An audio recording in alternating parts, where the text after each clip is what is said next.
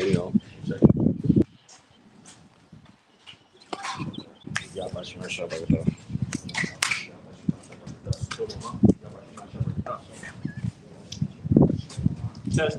Testing. Yeah, we good. Good. Yeah.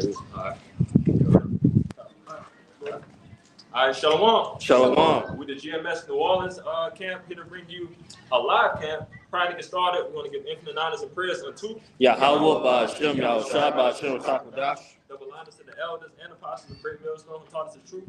Peace and salutation of hope for elect. You Akim, with your brothers and sisters in Hebrew that believe. Shalom. Shalom. All right, and for this live camp here, all right, we're going to kick it off here with this the St. Luke chapter 9. Get straight into it. This is the book of St. Luke, chapter 9, starting at verse 52, and it reads, and sent messengers before his face. 62. Verse 62, Luke 9 and 62. And Yahushua said unto him, no man had to put his hands to the plow, and looking back is fit for the kingdom of the Most High. And that's real. Let us Yahushua speak. All right, no man having put his hands to the plow and looking back is fit for the kingdom of Yahweh Ba'Shem Yahushua. All right, so you can't be caught up in this world, man. All right, and you have to be doing the work of the Lord. All right, if your hands are not on the plow, if your hands if your eyes are not singled towards the work of Yahweh Ba'Shem Yahushua, you're not fit to be a joint heir of Yahweh Ba'Shem Yahushua, man. You know, get that Revelation. All right, this is Revelation 22 and verse 11. It says, he that is unjust, let him be unjust still. And he which is filthy, let him be filthy still. And he that is righteous, let him be righteous still. And he that is holy, let him be holy still. 12 point. And behold, I come quickly, and my reward is with me, to give every man according to his works shall be. God, my reward comes quickly, and the Lord is coming back to give every man his reward. All right. So if your hands are on the plow, you're looking back, you're not paying attention to the work. It's a reward of destruction that's going to come towards you, man. All right. Because if you're not doing the work of the Lord, man, you're pretty much doing the work of death. All right. Because that's what's ultimately going to come. All right. It's not going to be the everlasting life that's going to come behind not working for the Lord, man. You have to work for the Lord. If you're a so-called Negro, Latino, Native American, man, that's your duty as an Israelite, you know? But you brothers got any precepts you want to get off? Yeah, bro, step back a little bit. So, yeah. We'll start with you, God, so in 2 Peter chapter 1, verse 10 reads, wherefore the wrath of brethren, be diligent to make your calling and election sure. If ye do these things, you should never fail. You do these things, you should never fail. All right, making our calling and election sure. So how we do that? All right, the Lord gives us a step-by-step, play-by-play booklet of what to do. All right, serve the Lord, doing the work. All right, having the faith into the Lord. All right, because faith and works coincide with each other. They have to coincide with each other. All right, brotherly love. All right, these are simple things. As long as we do the work and we show love and we have faith in Yahweh Ba'Shem Yahushua, man, we can make it out of this thing, man. All right, Lord, when we be out that number and we receive those crowns, man, of completing the mission, all right, and receiving that just reward, all right, because as we brought out in that Revelation 22, the Lord said He's bringing a reward for the just and the unjust, all right. So which reward do you want, all right? And I can tell you now that unjust reward ain't gonna be as good as the just, you know. You got more on that, or was that it? You got it, Hezekiah. This is 2 Timothy 2 and verse 3. It says, thou therefore endure hardness as a good soldier of Yahushua HaMashiach. Verse 4, it says, no man that warreth entangle himself with the affairs of this life, that he may please him who have chosen him to be a soldier. Read to the ward and tangle this life again. Stop at that point. He that ward. No man that warreth entangle himself with the affairs of this life. No man that warreth entangle himself with the affairs of this life. All right. This is the most everything that we pretty much do other than the work here is secondary, man. All right. It's secondary behind the work of the Lord. All right. So we're not getting caught up with any type of affairs. All right. We're not trying to be caught up being a busybody. All right, because the moment that you be in a busybody, that's how you're going to be caught off guard like a thief in the night. All right, the Lord constantly mentions about a thief in the night because he's about to catch many people off guard. Okay, you got more than that? What was that? Just to finish off that second part of the verse, it says, that he may please him who have chosen him to be a soldier. And that's what we're trying to do. We're trying to please him who chose us to be a soldier. All right, we are soldiers for Yahweh B'Shem Yahushua, man. This is our whole duty. All right, the whole duty and conclusion of the Israelite man is to serve Yahweh B'Shem Yahushua. All right, so the Lord called us and chose us to be a soldier to fight in this spiritual war. All right, who are we to deny that? All right, who are we to deny the opportunity of a lifetime? All right, and that's something that's gotta be constantly pushed. All right, this is an opportunity of a lifetime. Many are called, few are chosen. This opportunity will never place itself on the planet Earth ever again. All right, so if you choose to fuck off, you're going to be a fuck off in the kingdom. You're going to be of the less of the kingdom. All right, yeah, the feeble will be as David, but the ones that was doing the actual work, we're going to be as Yahushua, man. All right, we're going to be in that God-like, angelic-like power. You know, that's part of the rewards of overcoming in this thing, man. Those spiritual bodies. All right, all of these things are going to come if you continue to do the work of the Lord, man. You know, you got your precept, brother. God, this is Galatians 6, chapter 7, and I want to read down to verse 9. It says, "Be not deceived, Most High is not mocked, for whatsoever a man soweth shall he also reap. But he that soweth to his flesh shall reap the flesh, shall of the flesh reap corruption, but he that soweth to the Spirit shall reap the Spirit, shall of the Spirit reap life everlasting." In verse 9 it says, "And let us not be weary in well doing, for in due season you shall reap if you faint not." Read it one more time. Stop at the first verse. This is Galatians chapter 6 and verse 7. It says, "Be not deceived, Most High is not mocked. For whatsoever a man soweth, that shall he also reap." Though that he shall also reap. Okay? And that's where the saying, you reap what you sow come from. So whatever you dishing out, you're ultimately going to receive that. All right? People like to claim it as being that bitch named karma and so on and so forth. Hell nah. It's the Lord. All right? It's the Lord that's putting you in these situations. All right? But you got it. Verse 8, it says, "For he that soweth to his flesh shall of the flesh reap corruption, but he that soweth to the Spirit shall of the Spirit reap everlasting, shall reap life everlasting." So you constantly, deal with folly. That's what you're going to reap. Everything you're going to come is going to be that negative space. It's going to be that negative energy. All right. Ultimately, what's going to lead to your death. All right. But if you're reaping the things of the Spirit, man, if you're constantly trying to increase in the Spirit, you're going to reap the things of the Spirit. And what is that? More peace of mind. More wisdom, knowledge, and understanding. All right, just the increase. It's the constantly increase. The more that you stay within the stead of Yahweh B'Shem Yahushua. You got it. Verse 9, and it says, "Let us not be weary in well doing, for in due season we shall reap if we faint not." Not be weary. Get that word weary. Bible shop. Because we can't be weary in this thing, man. This is the goddamn fourth quarter, man. And I gotta say this shit every time I bring out a lesson, man, just to know the importance of it. Again, my mind wraps around in sports, in fourth quarter, in any type of sports scenario is a serious time. All right, especially when you get to the last 2 minutes, last minute, because everything has to be operated to perfection.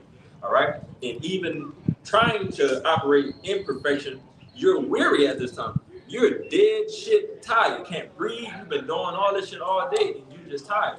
And what are we? We fed up. We in captivity, tired as shit, man. We're tired of fucking going to work. We tired of being under these goddamn devils in these molds, man. Constantly seeing all of this wickedness constantly been done around us. All right? You got it. This is the word weary in the biblical usage is G1573 Ikakeo. It says to be utterly spiritless, to be wearied out, exhausted. Utterly spiritless. Come on, man. Wear it out. To be worn out. All right? Jake is worn out, man. Brother's been pushing in this thing for 20 years plus. All right, us being younger brothers been in this thing about 5-6 years. Feel like I've been in this thing about 30. You know, but this shit is tiring, man. And Jake gotta constantly wake up and pray to the Lord. Ultimately, you know, thank the Lord for you know waking us up to do this work, but to remain to keep our hands on the plow. You know. Yeah, I want to say this too. Basically, what it's saying that verse and that definition is basically like, you're not supposed to get tired, man, doing this thing, man. At all. You're not supposed to, hey, man, get weary. You know, especially, man, the times we're in, man, saying, man, our salvation is near to believe. You know, we can't get tired, man. We're really supposed to be more on fire, man. Yeah. It's the best of our ability, man. You're not supposed to slack, be in a slothful spirit. You know, like Scripture say, man, be not slothful in business, man. Roughly paraphrasing. You know, especially, man, knowing that, hey, man, that reward is near unto us, man. Knowing that, man, we're about to be crowned for the works that we're doing, the righteous works. Hey, man, we can't get tired, man. Hey, like brother say, man, we're in the last quarter, man. We're in the last second of times, man, of doing this work, man. We got to make it count. You got it. Gotta make it count, man. Again, opportunity of a lifetime. That's gotta be, you know, a point push, man. All right. Imagine, you know, having a reward that's never going to be placed on the earth, man, ever again. You know, there's only one opportunity to get this reward, and the Lord has called you to do it. Of all people, of all the billions of people of the world, you, me, you know, and it goes even deeper than that. You know, who is this for? It's not only for me. Hey, I got a fucking family. I got a bloodline that stems through me, you know. So this is who I'm doing it for. I'm doing it for my family. I'm doing it for my brothers who I'm fighting alongside with, you know. And that's the mindset of this thing, man. Because we know that the job is not finished; it's almost finished, you know. But no matter what, we can't lose focus, man. We can't afford to lose focus at any time, man. We can't be taken away, like I said, as a thief in the night, man. You know. That was it on that, right? You got something? You got it, brother. This is Matthew 11, and start at 28. Come unto me, all ye that labor and all heaven laden. It's like me. It's Matthew 11, red letters, Yahweh speaking. Come unto me, all ye that labor and are heavy laden, and I will give you rest. Take my yoke upon you and learn of me, for I am meek and lowly in heart, and ye shall find rest in your souls. For my yoke is easy and my burden is light. My yoke is easy and my burden is light, man. All right? The Lord called us to do this job because he knew that we could do this job. All right? He gave us this opportunity to do this because he know that we're going to overcome. Lord willing, we have that number, man. All right? So, again, this is not nothing to really, you know, stress over, especially if you know that the Lord got you. If you have your faith aligned where it's supposed to be, which is in Yahweh Shem Yahushai, there's no way you can fail, man. Right? We're dealing with a power that cannot fail us, that cannot lie. He tells you that he cannot lie. He tells you everything that he's going to do before it happens, you know, just so we can believe it even more. Everything that the Lord does is for us, man, and it's for us to continue to push, man. Right. We got a crowd of angels, man. Of shit that we can't even see right now, of people trying to get us going, motivating us, you know, hyping us up. Man, keep going, Azari. Keep going, Ahmad. Keep going, Judah Kazar. Keep going, Hezekiah. Keep going. Keep pushing in this thing, man. Because they see, you know, again, Lord willing, we have that number, that we have those crowns waiting on us. They see that we are those heirs to the throne in breaking down the edges, you know, of the crowning ceremony. You know, those visions are already put out, and Lord willing, again, that those angels in those old visions is us nearly getting those crowns, man. Yeah, you know. Con. And basically, I'm gonna back you up, brother. Like, and the precept that brothers brought out. You know, Lord, he give us that rest, man. You know, that peace of mind. You know, we catching hell. You know, hey man, we work, you know, all the time, man. Even though, hey man, we stressed out. You know what I'm saying? We wore out. You know. But at the end of the day, man, we got rest, we got peace of mind, knowing that, hey, man, this ain't forever, man. This is not the end all be all. You know? Even to a point where that's why, hey, man, we catch hell, in a sense, man. Not only for, hey, man, to purify us, also, hey, man, keep us locked in. For the, hey, man, the kingdom to come to where, hey, we're going to obtain eternal rest, man. You know? Because at the end of the day, man, like Scripture say, this is not our rest. So, of course, hey, Lord, he got to, hey, we got to, he got to make it hard for us, man. Hey, we in the path of difficulty, you know, this thing of ours. You know, but at the end of the day, we still got peace of mind to knowing that, hey, man, if we overcome this thing, hey, we're going to receive that reward, man, of everlasting. Bobby Shaw, you already know, boy. You can get that rest allowed for me. Bobby Shaw. Oh, yeah, second notice. Let's get that real quick. This Saint, you have more? No, that was it. Okay, now let's get that Saint John, that Matthew. Con, this is St. John, chapter 14 and verse 16, and it says, I will pray the Father, and he shall give you another comforter, that he may abide with you forever. Even the Spirit of truth, whom the world cannot receive, because it seeth him not adore him. But ye know him, for he dwelleth with you, and shall be in you. Verse 18, it says, I will not leave you comfortless, I will come to you. I will not leave you comfortless, all right? So the Lord has not left us comfortless here in this captivity, man. All right, we have the Spirit. We have the scriptures. We have the wisdom, knowledge, and understanding, all right? But again, you know, the point is of the Lord not leaving us comfortless. The Lord being here with us the whole time, you know, encouraging us to continue to push, all right? If the Lord wasn't encouraging us to continue in the truth, we wouldn't have the truth. This thing would have been cut off a long time ago, and nobody wouldn't have the understanding.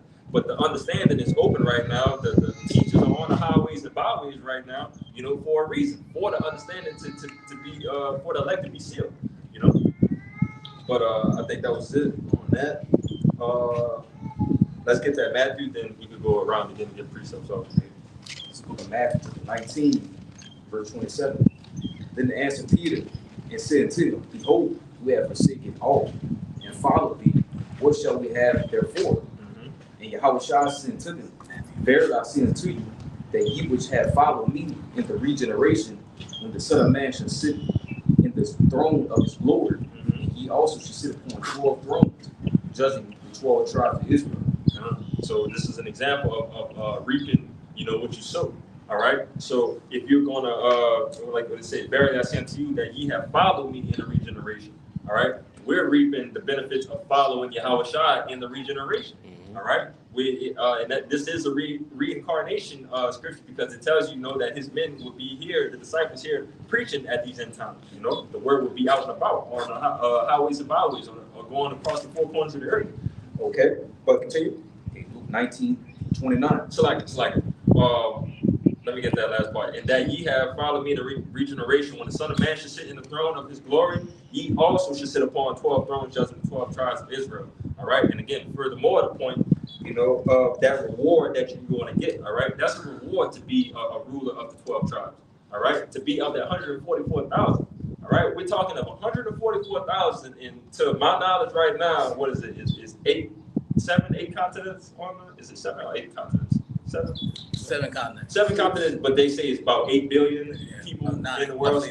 Roughly 9 billion. But that 9 billion versus 144,000. That's nothing. It's nothing. All right. So that's the thinking that you have to be on to know how special you truly are. You know, and how special the reward is of finishing this thing, because this is something that everybody can't do.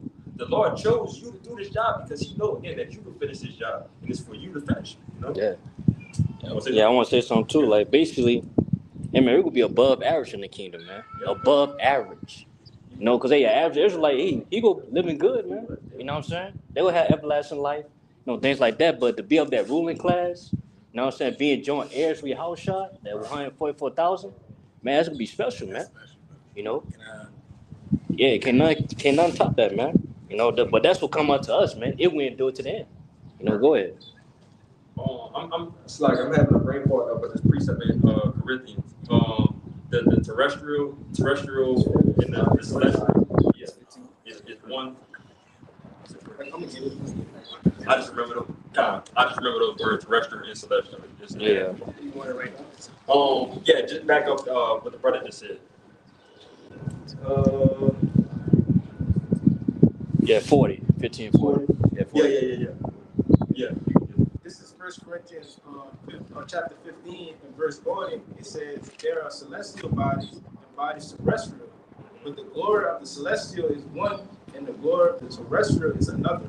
All right, and you know, if you want to get I'm not big on the words, but I understand terrestrial and terrain, you know, goes back into, you know, being on the ground, you know, being on the earth. All right, but the celestial being the angelic body. All right, that's going to be the reward for the elect. All right, these heathens, all right, they're not going to have these angelic angelic bodies. All right, they're not going to have these bodies that have the law, statutes, commandments, and inward parts because it's not for them. Okay, we're going to have it, and we're going to have those angelic bodies because, like what the Lord says when He returns, He said we're going to be like unto Him. We're going to be like the Lord when we see the Lord. So we're going to be, fully in the image of Yahweh Bashem Yahushua to the max. Not on this low level that we in right now, which is really not a low level because we have the Spirit. Right? Nothing with the Spirit is a low level. But the fact that we can't go off no more, that's amazing. Come on, man. But that's the fucking reward. Yeah. Like, come on, man. We gotta, bro, this shit exciting, bro. Yeah, bro.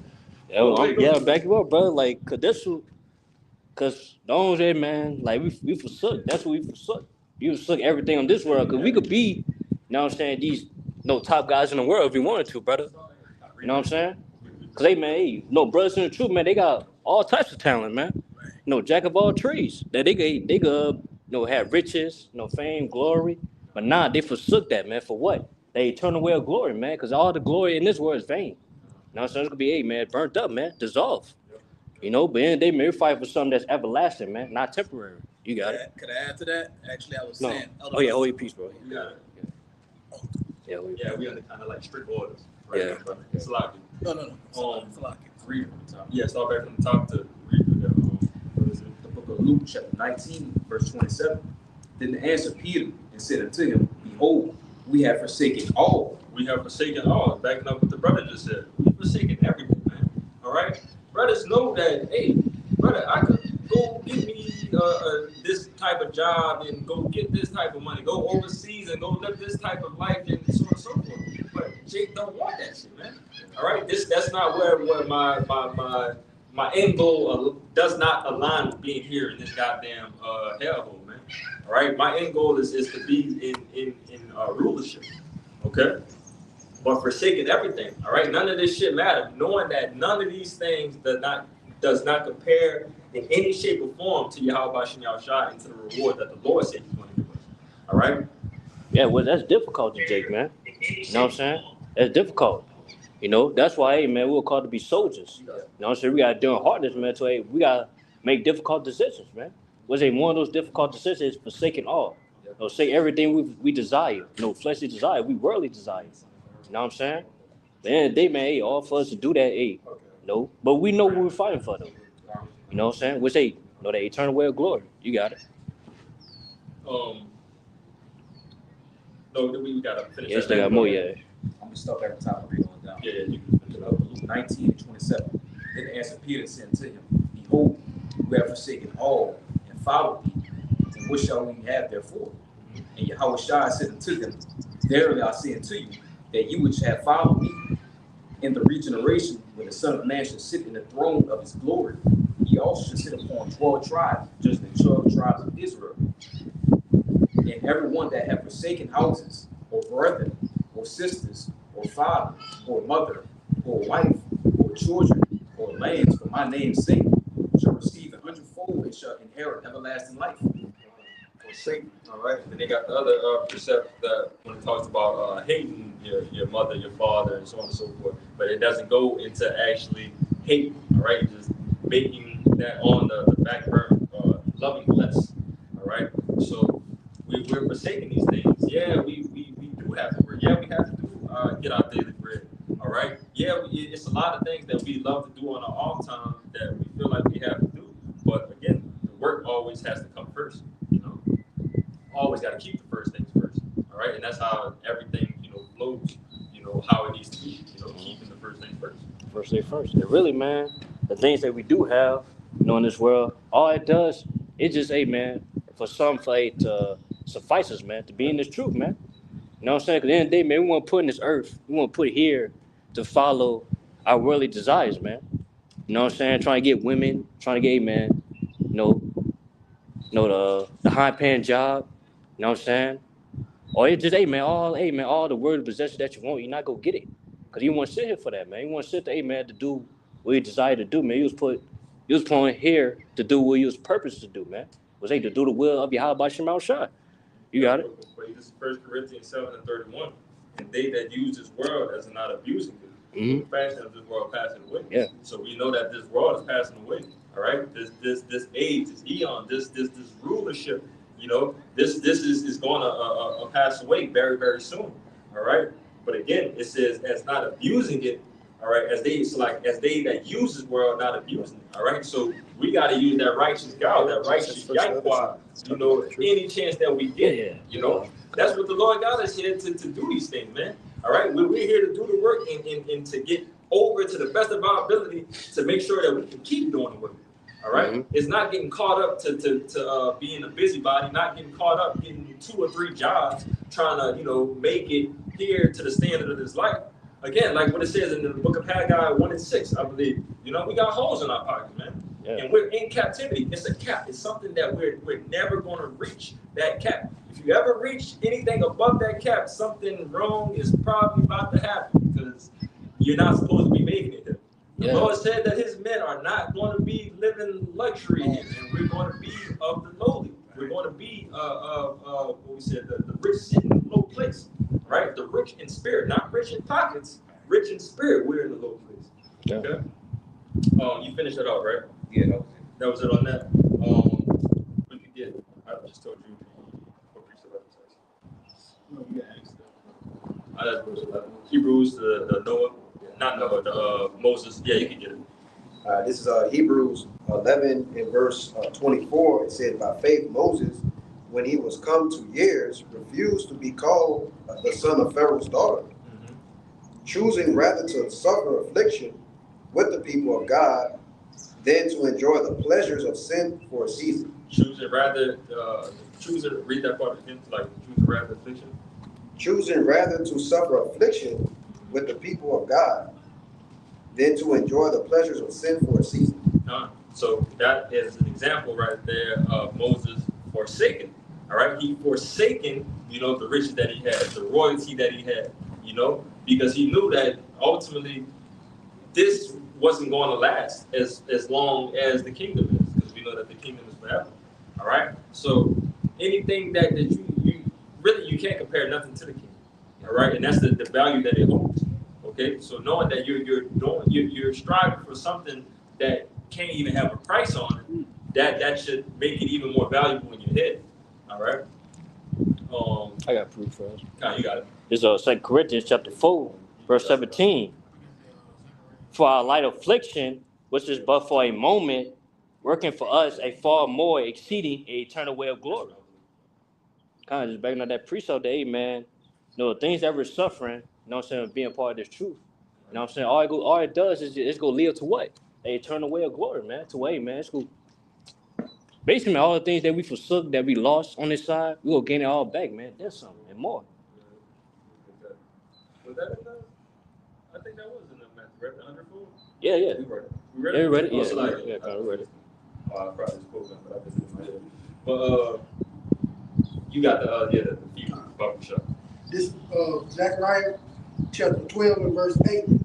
In that day shall Yahweh defend the inhabitants of Jerusalem, and he that is feeble among them, and that day shall be as David, and the house of David shall be as Yahweh, as the angel of Yahweh before them. All right, so we talking about levels to these things, man.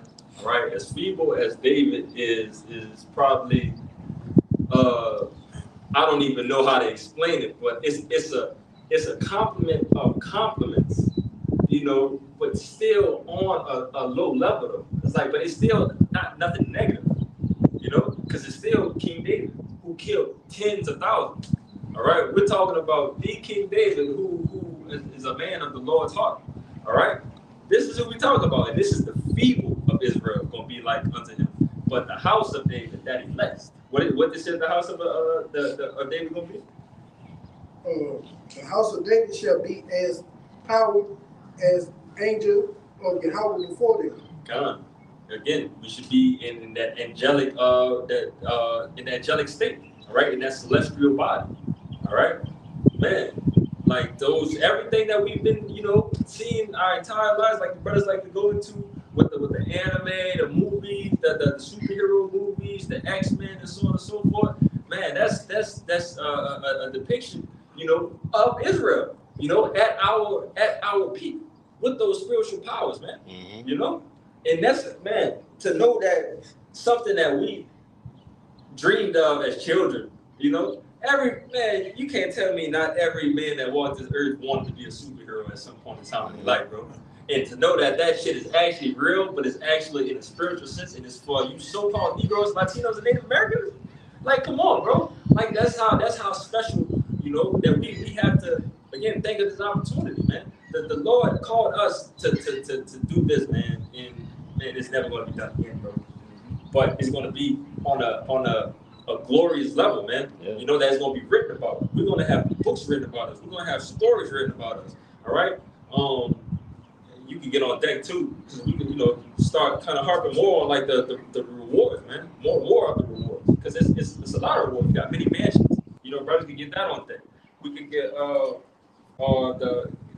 Amawad scripture. The one should become a nation. The Isaiah 60, something like that. Yeah. Yeah, 60. Yeah, Kind of. Barbara Shop, we can bring that up. I love that scripture.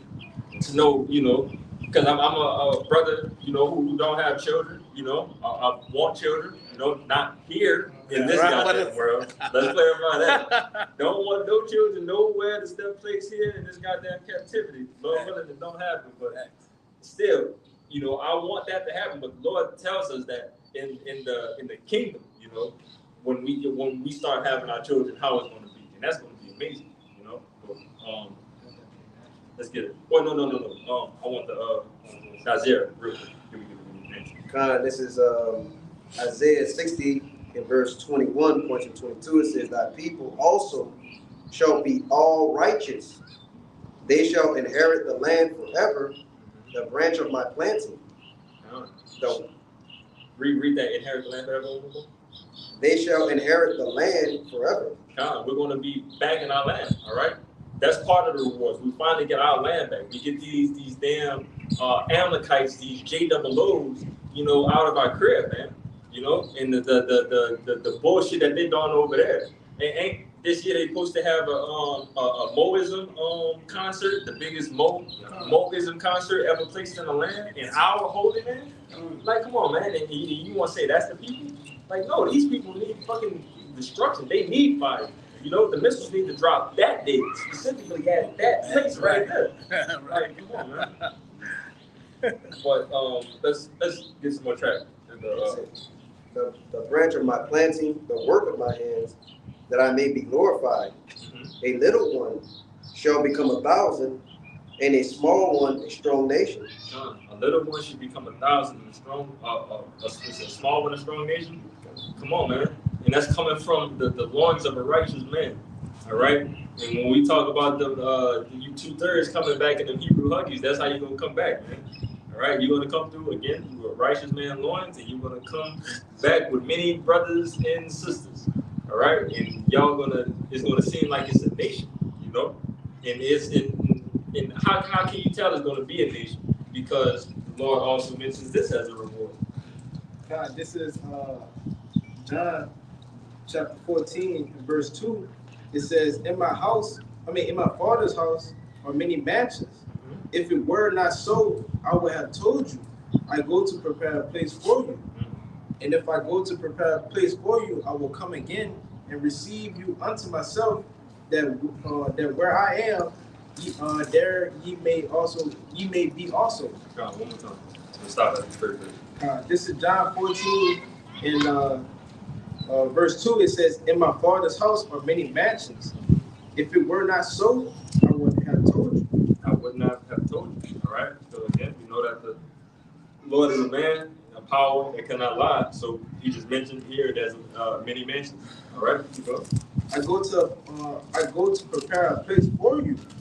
And if I go and prepare a place for you, I will come again and receive you unto myself, that where I am, there ye may be also. Come. All right. So just being having those many mansions prepared. All right. Which those mansions could go into worlds, you know, different planets. All right. So we're talking about, you know, that one that has become a nation. Come on, man. We might have a whole planet inhabited of your seed. That's crazy. Like, come on, man.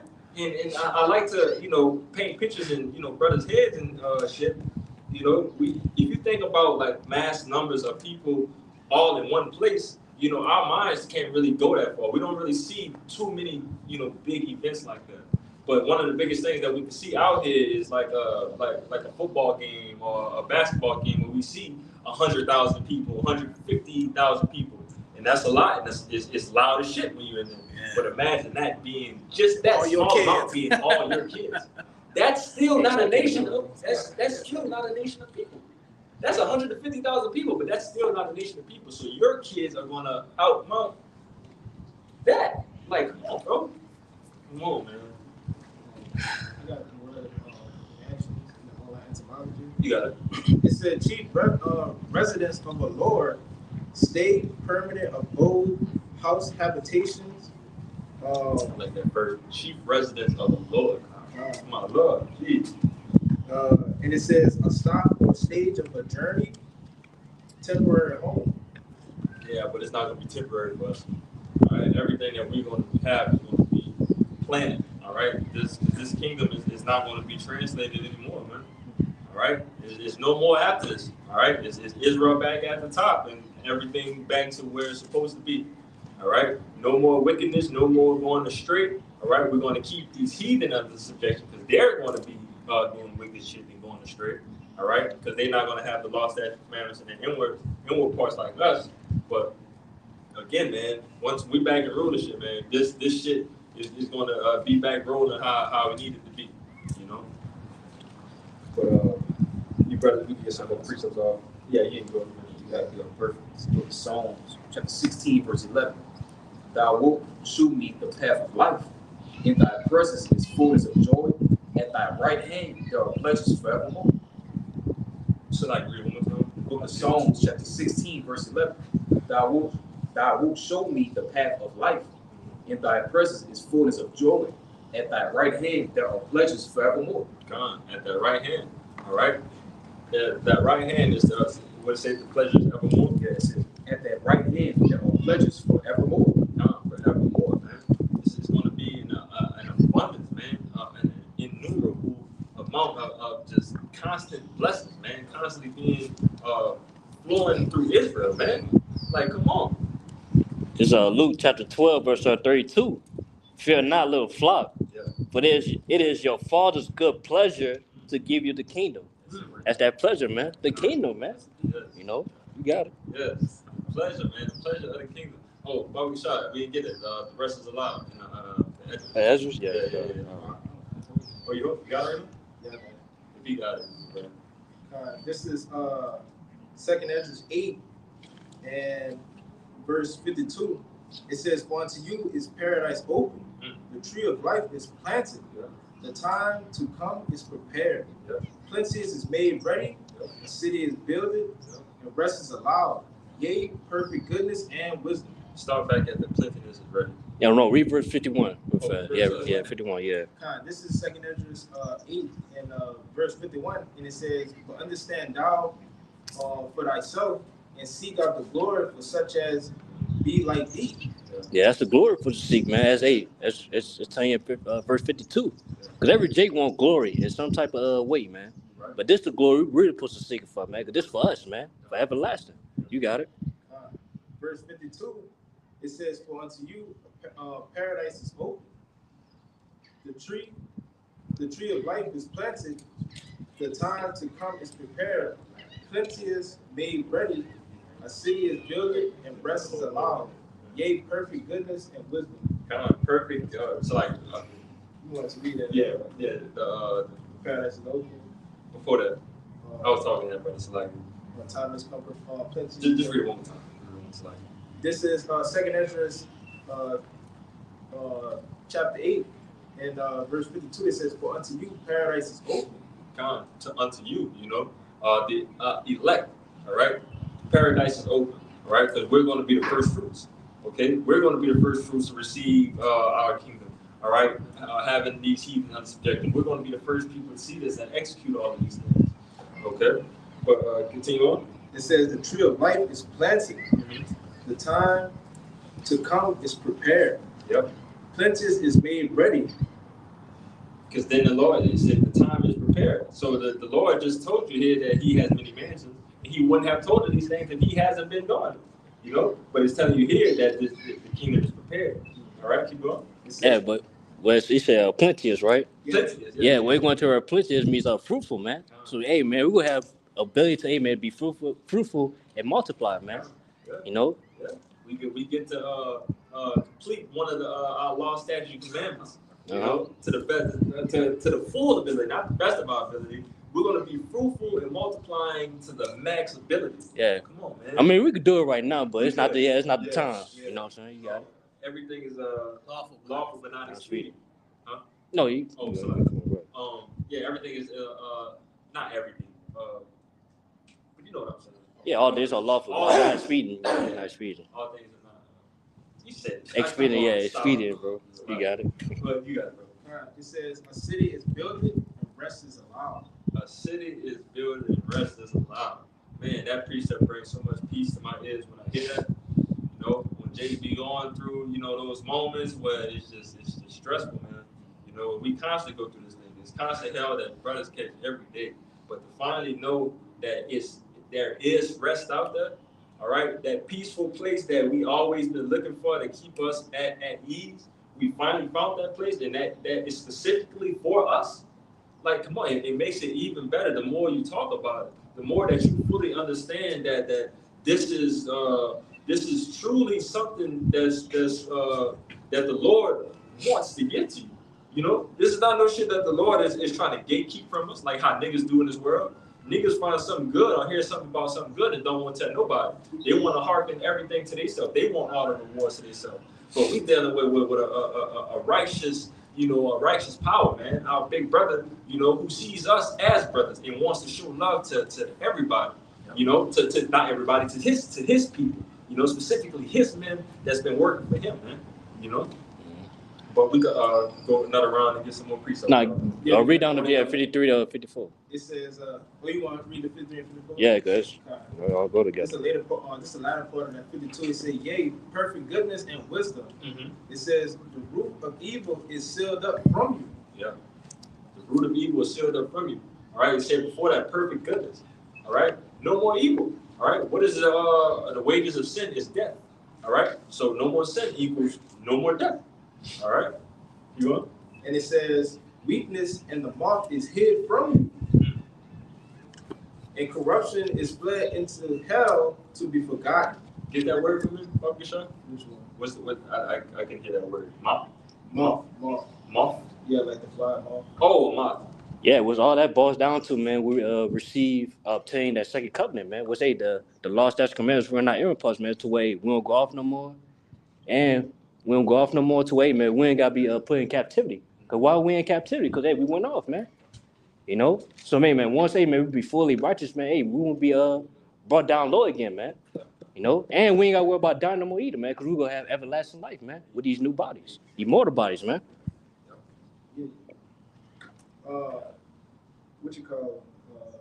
And it says, and corruption is fled into hell to be forgotten.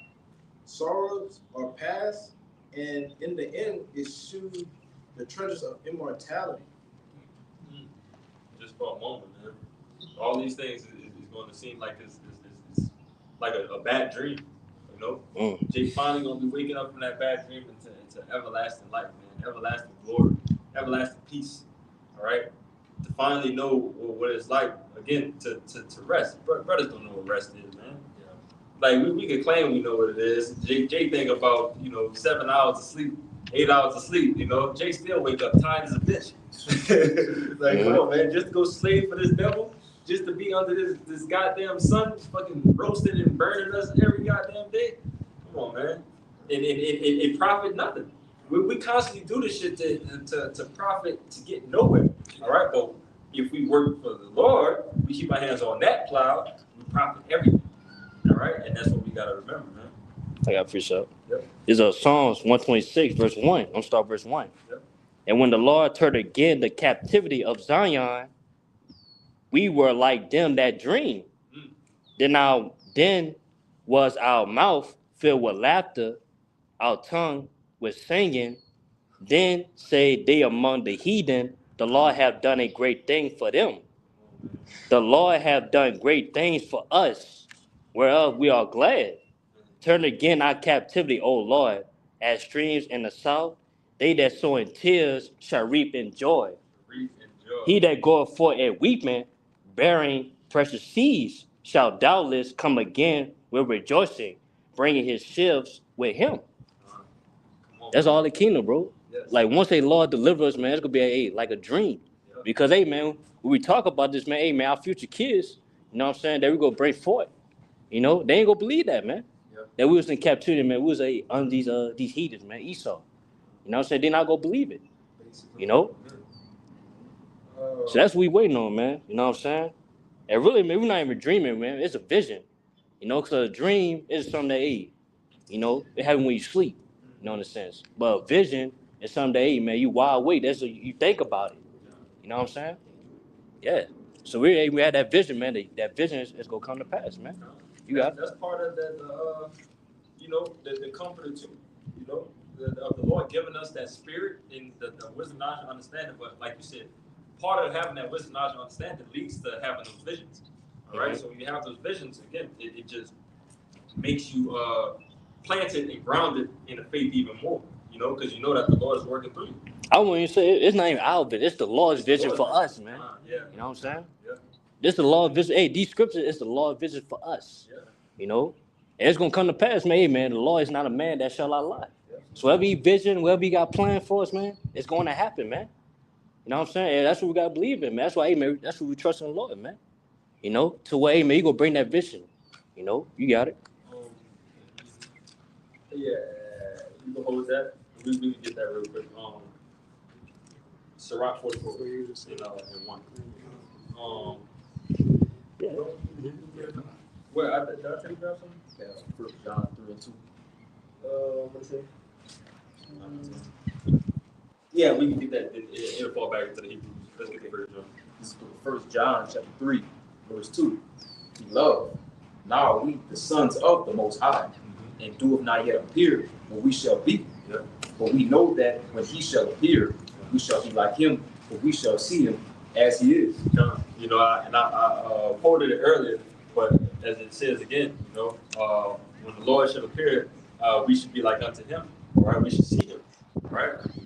Again, furthermore, backing up the point of us, you know, getting those new bodies, all right? And what the brother did, we're going to, since we've been roughly speaking about the new covenant of the laws being the inward parts, let's go ahead and edify that real quick too, so guys know what to find.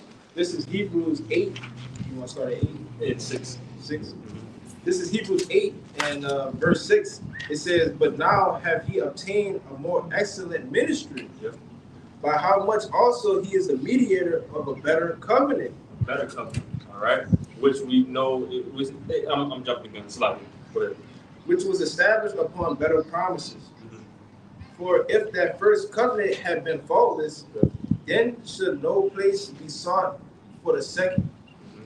For finding fault with them, he said, behold, the days come, said Yahweh, when I will make a new covenant with the house of Israel and with the house of Judah.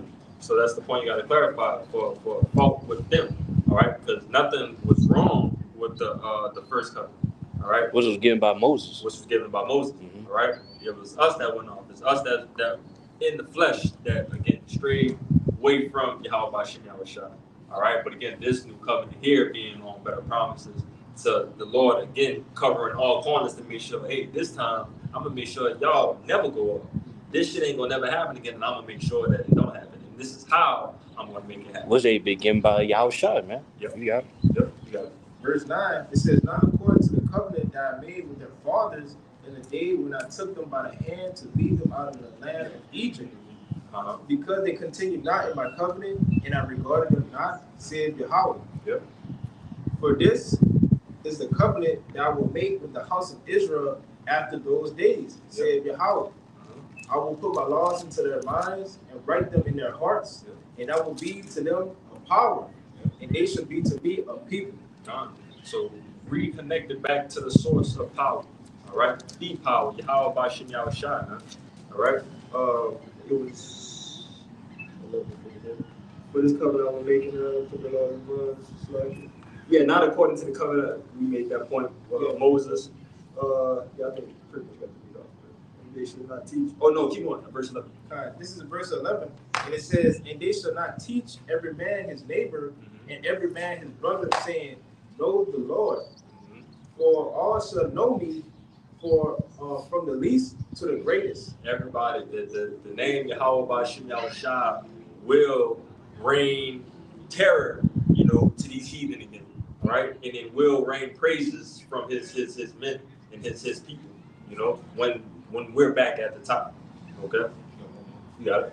Okay, this is verse 12. It says, "For I will be merciful to their unrighteousness and their sins and their iniquities, will I remember them no more." Yep, and that's either you're going to do it right the first time and try to make it to the chariots, without being destroyed and receive this, or you come through the Hebrew Huggies and again, just have to go through it that way.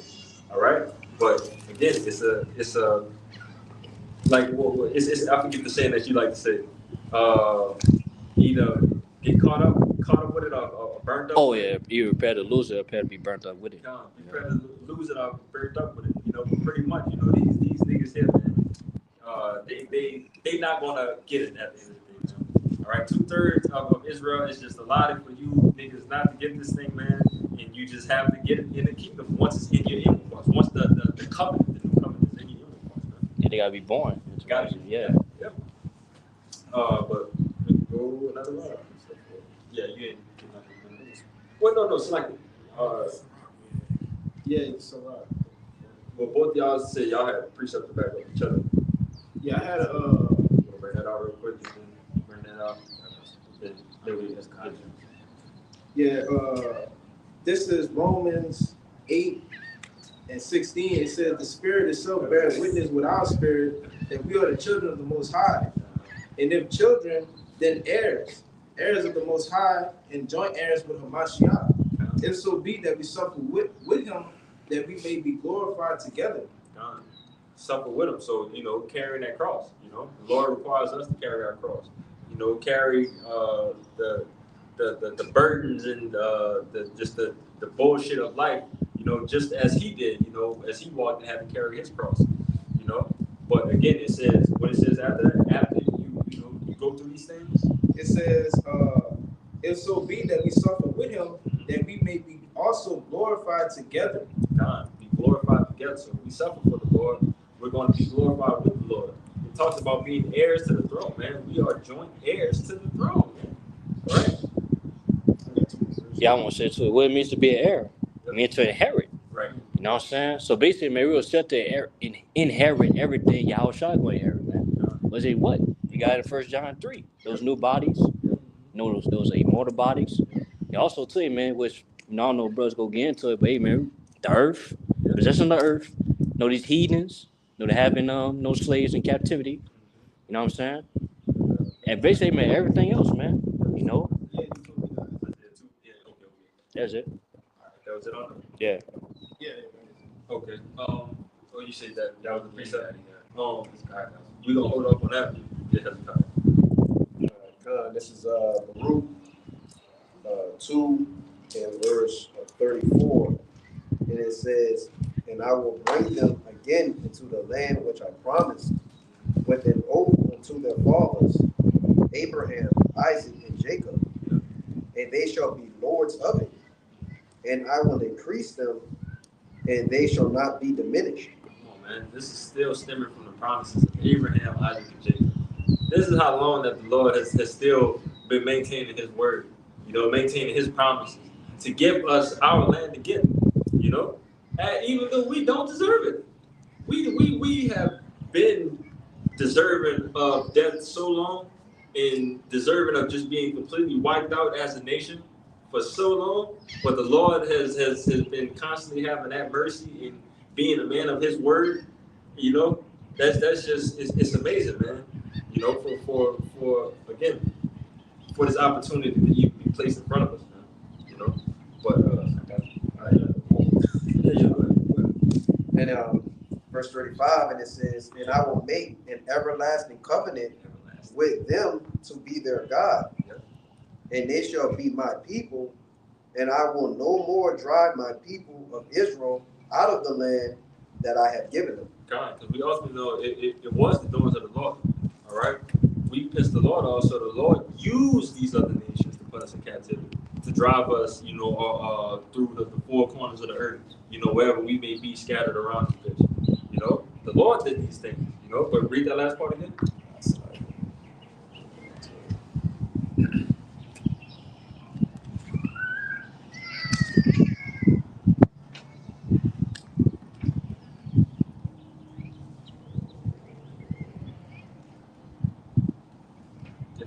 I got it. Yeah. You got Oh yeah. Okay. It said, I will no more drive my people out of Israel, out of the land that I have given them. God, yeah, pretty much. We're not going to be driven out anymore, man. We're not going to be driven out into captivity no more. All right, we're going to be back in rulership, back in our land. And just back in rulership overall. Israel being back at the top. Kwame Yasharala. You got it. That was it on that, huh? Yeah. This book of Ezra, chapter 9, verse 13. Ezra 9 and 13. And after all that has come upon us for our evil deeds and for our great trespass, seeing that thou, our power, has punished us less than our iniquities deserve, and has given us such.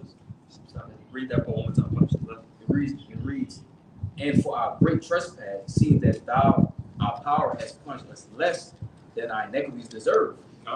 Less than what we actually deserve. All right? Come on, man. Jake forsake the Lord. All right? We literally chased after other gods before. We've been supposed to be put to death. Jake has committed adultery multiple times. Been supposed to be put to death. There's so many things that Jake has. The Lord has so much mercy on us. It's ridiculous, man. But we can't take that for granted. Who are you to do all of this shit and still not serve the Lord? That's a slap in the face. That's I even gave you time to get right, and you still chose not to get right with me. Like how much disrespect do you think I'm gonna tolerate? Hey, come on, man. People take the Lord as a joke, man. They take the Lord. They really take that Jesus, blonde hair, dog-headed, devil, and places him in the place of our Lord, man. And our Lord is not dealing, with bullshit no more, man. All right, he coming back to get the business clear, ultimately. All right, and we put his people back at the top, where we deserve to be. You want to say something? I don't think you have finished. Yeah, that last part. I was reading it again. Oh, go ahead. It's like. Ezra 9:13. And after all that has come upon us for our evil deeds and for our great trespass, seeing that thou, our power, has punished us less than our iniquities deserve, and has given us such deliverance as this. God, but we're ultimately going to be, after all of that, we still going to be delivered, and that's amazing, man. That's amazing that we have that mediator, that specifically, for you so-called Negroes, Latinos, and Native Americans. All right. So knowing that you have this, man, use this. This is the opportunity to use. This is not an opportunity to fuck off, man. All right. You're fucking off some valuable time right now. All right. And we ain't got a lot of time, So again, keep your hands on the plow and try to turn it to the next gear if you can, and look for the next gear after that. All right. We have to constantly look for more ways to constantly increase, because the times are short. All right. The times are short, and man, if you ain't got it, man, it's getting tough. Let's just say that. All right, it's getting tough, and it's gonna get tougher if you ain't got it, if you don't got it right now. All right, and when I say it, that means the spirit, man, the spirit, the truth, this understanding. All right, you have to seek the Lord. Brother can get that. Seek Him 10 times more. You got it. Yeah. Bring it up. This is Baruch 4 in verse, start at 26. It says, my delicate ones have gone rough ways, and were taken away as a flock caught of the enemies. Be of good comfort, O my children, and cry unto God, for he shall be remembered. Slakia, for ye shall be remembered of him that brought these things upon you. So being remembered, always got to break it up with the Ezekiel 9:6, the sign of crying. That's how we're trying to be remembered. We're crying to the Lord, But keep going. For as it was your mind to go astray from God, so being returned, seek him 10 times more. Seek him 10 times more. All right. So from the beginning, all right, we forsaken the Lord. All right. We chose these other gods. We chose all of these other things that was not the light in front of the sight of the Lord. All right. But knowing that we have an opportunity to come back to him, do it 10 times more. Have that urgency. Have that fire lit underneath you to get back under the defense of Yahweh Shemel. Because basically, right now, you're defenseless. All right? In a time where it's about to be mass chaos, a time of no other, you're defenseless. And that right there should be a red flag in your head. I should be doing things to make myself ready for these times to come. All right? And the Lord told exactly what you need to do.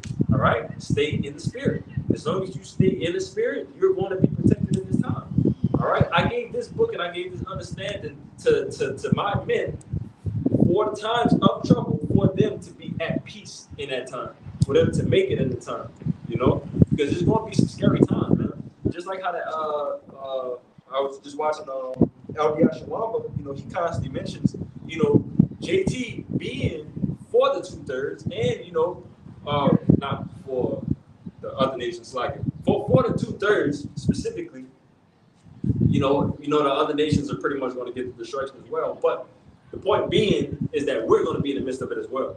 The destruction is not for us, it's for them, but we're still going to see that type of shit happen. All right? We still going to have our hearts racing 1,000 miles an hour because we just seen somebody get blown to fucking pieces.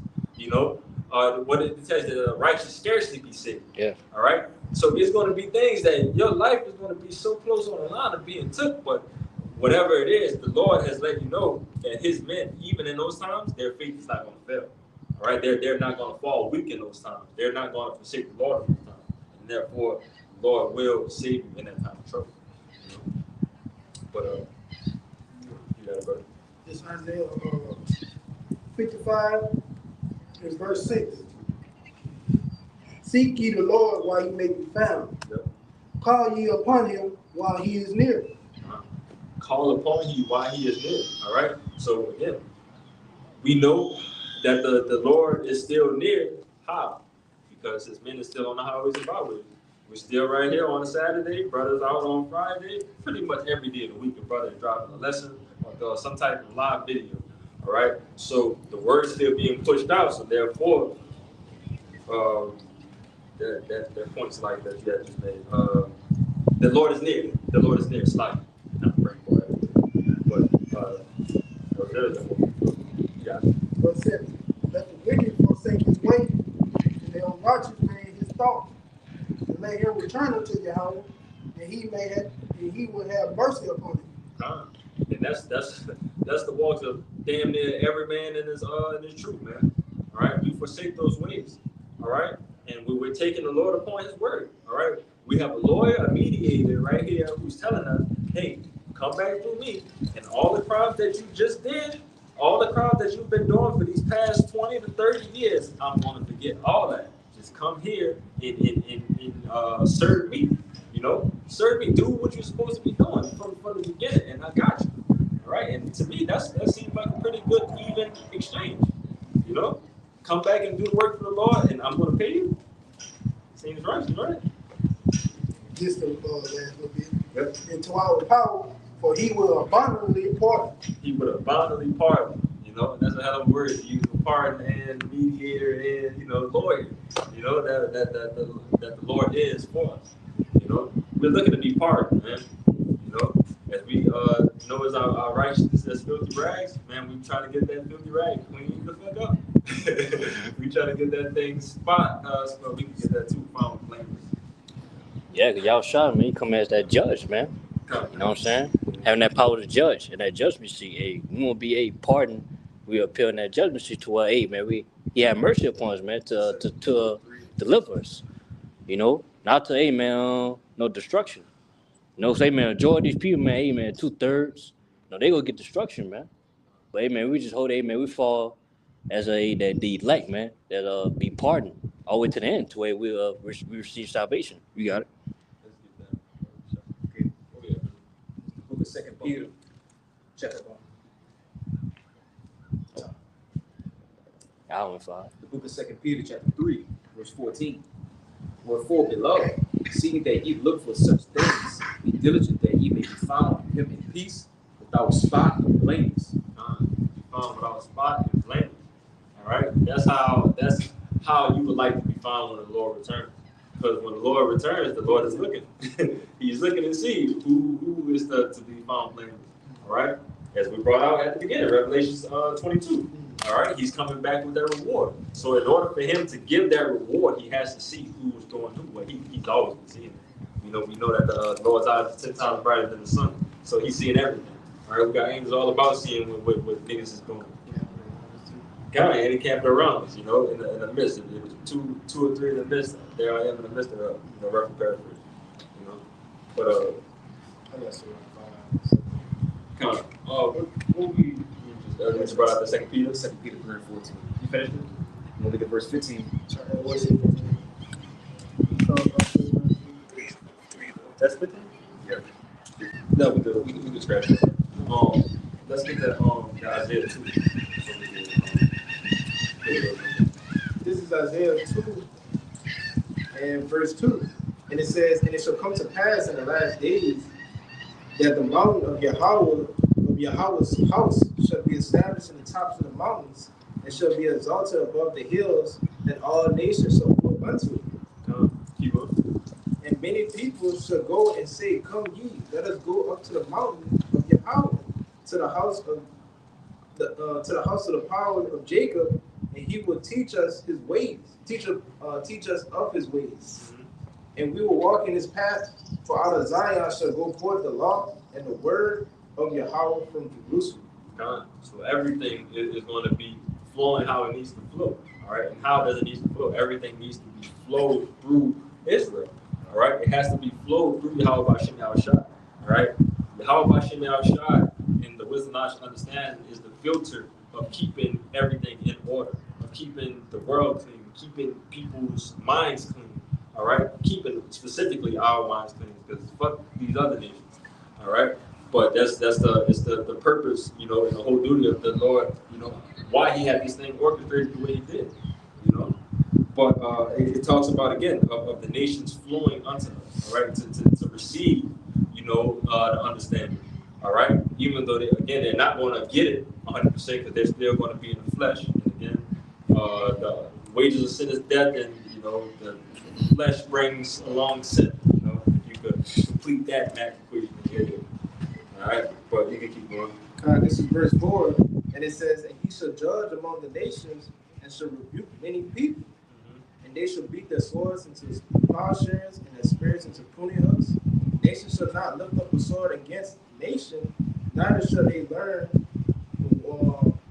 war anymore. And this is a precept, if you didn't know, just to knock out that function of if that's even a word, of these damn devils in our land right now, man. Because if I'm not mistaken, don't they got something called World War III going on right now? Don't they got nations still picking up their modern day swords, still blowing shit up around here? All right, so therefore, that's not the people, the true, Israelites in the land. All right, but again, it says, and he should judge among the nations, and should rebuke many people, and they should beat their swords into plowshares, and their spears into pruning hooks, and nations shall not lift the sword against nation, neither shall they learn war anymore. The only blood and guts that are going to be getting spilled is the blood and guts from you goddamn devils, from us having fun, of putting you fucking devils back into captivity. All right, but other than that, it ain't gonna be no World War IV. It's not gonna be no civil war of the northern tribe and the southern tribe again. All right, we're not gonna split no more. All right, it's not gonna be none of these no man lands and trench warfares and jet planes and airplane fighters. None of that, man. All of this stuff is going to be completely done away with. All right, and that's part of that rest that we're going to get in our kingdom. All right, part of that reward of rest is no war. All right, we don't want to see war. We don't want to see our people fall no more. All right, we wasn't put here to die ultimately. All right, we ultimately were put here to serve the Lord, man, and live in everlasting peace and glory and give praises to the Lord. That's how simple things could have been from the beginning. But again, the Lord had this thing go high and win, and now we have something to fight for. All right, so we can use that entire story as motivation now for something to push towards. But I think that was it on that Isaiah. Anybody got any other precepts? Well, I saw those. You got it. You got something? You got it? You ready? Okay. You got it. It's Revelation 2 and 27. It started at 26. And he that overcometh and keepeth my works unto the end, to him will I give power over the nations. One more time. Come. Revelation 2 and 26. And he that will overcome and keep my works unto the end, to him will I give power over the nation. Until the end, all right? You have to keep those works until the end, all right? We're not getting to the 1 yard line and fumble. We're not getting into the free throw line with a one shot to make and missing that thing, man. We trying to stay focused. We stay focused and we finish the job. It's a reward at the end, all right? And that's the motivation, all right? The Lord has promised us His penny, all right? If brothers want to get that parallel too, yeah, no, not the talent. You said 20. Come. But continue, Bobby. Verse 27. And he shall rule them with a rod of iron, and a vessel of a potter shall they be broken to shivers. A rod of iron, all right? Gonna have that yoke of iron placed around the goddamn neck. As you see, if you go look up the slavery pictures, Jake with that big ass yoke of iron around his goddamn neck. But boy, I'm gonna try to find something even worse. Jake out here, we constantly meditate terror on these devils every goddamn day, man. Anything that they do, we know that we can do it better, and we gonna do it better. So this is gonna be even more gruesome for these goddamn devils once we get our lick back against y'all, man. You got it. Looks like we're gonna come down. Good. Go ahead. This is just real quick, back in Revelation 16 and verse 15, it says, Behold, I come as a thief. Blessed is he that watcheth and keepeth his garments, lest he walk naked and they see his shame. What it says, blessed is he that read it. So, Behold, I come as a thief. Blessed is he that watcheth. God, blessed is he that watcheth. All right. So knowing that the Lord is coming as a thief in the night, knowing that you need to be on your watchtower, knowing that you need to see all of these things happening before it transpires, or even have the spirit to understand these things happen before it transpires, you have to be on your watch to see the Lord coming back. Go ahead. And keepeth his garments, lest he walk naked and they see his shame. All right. To be naked. All right. To be naked is to be without the law, statute, command. All right. To be ultimately just wicked. To be found blameless. Not found blameless. To be found naked. Read that last part one more time.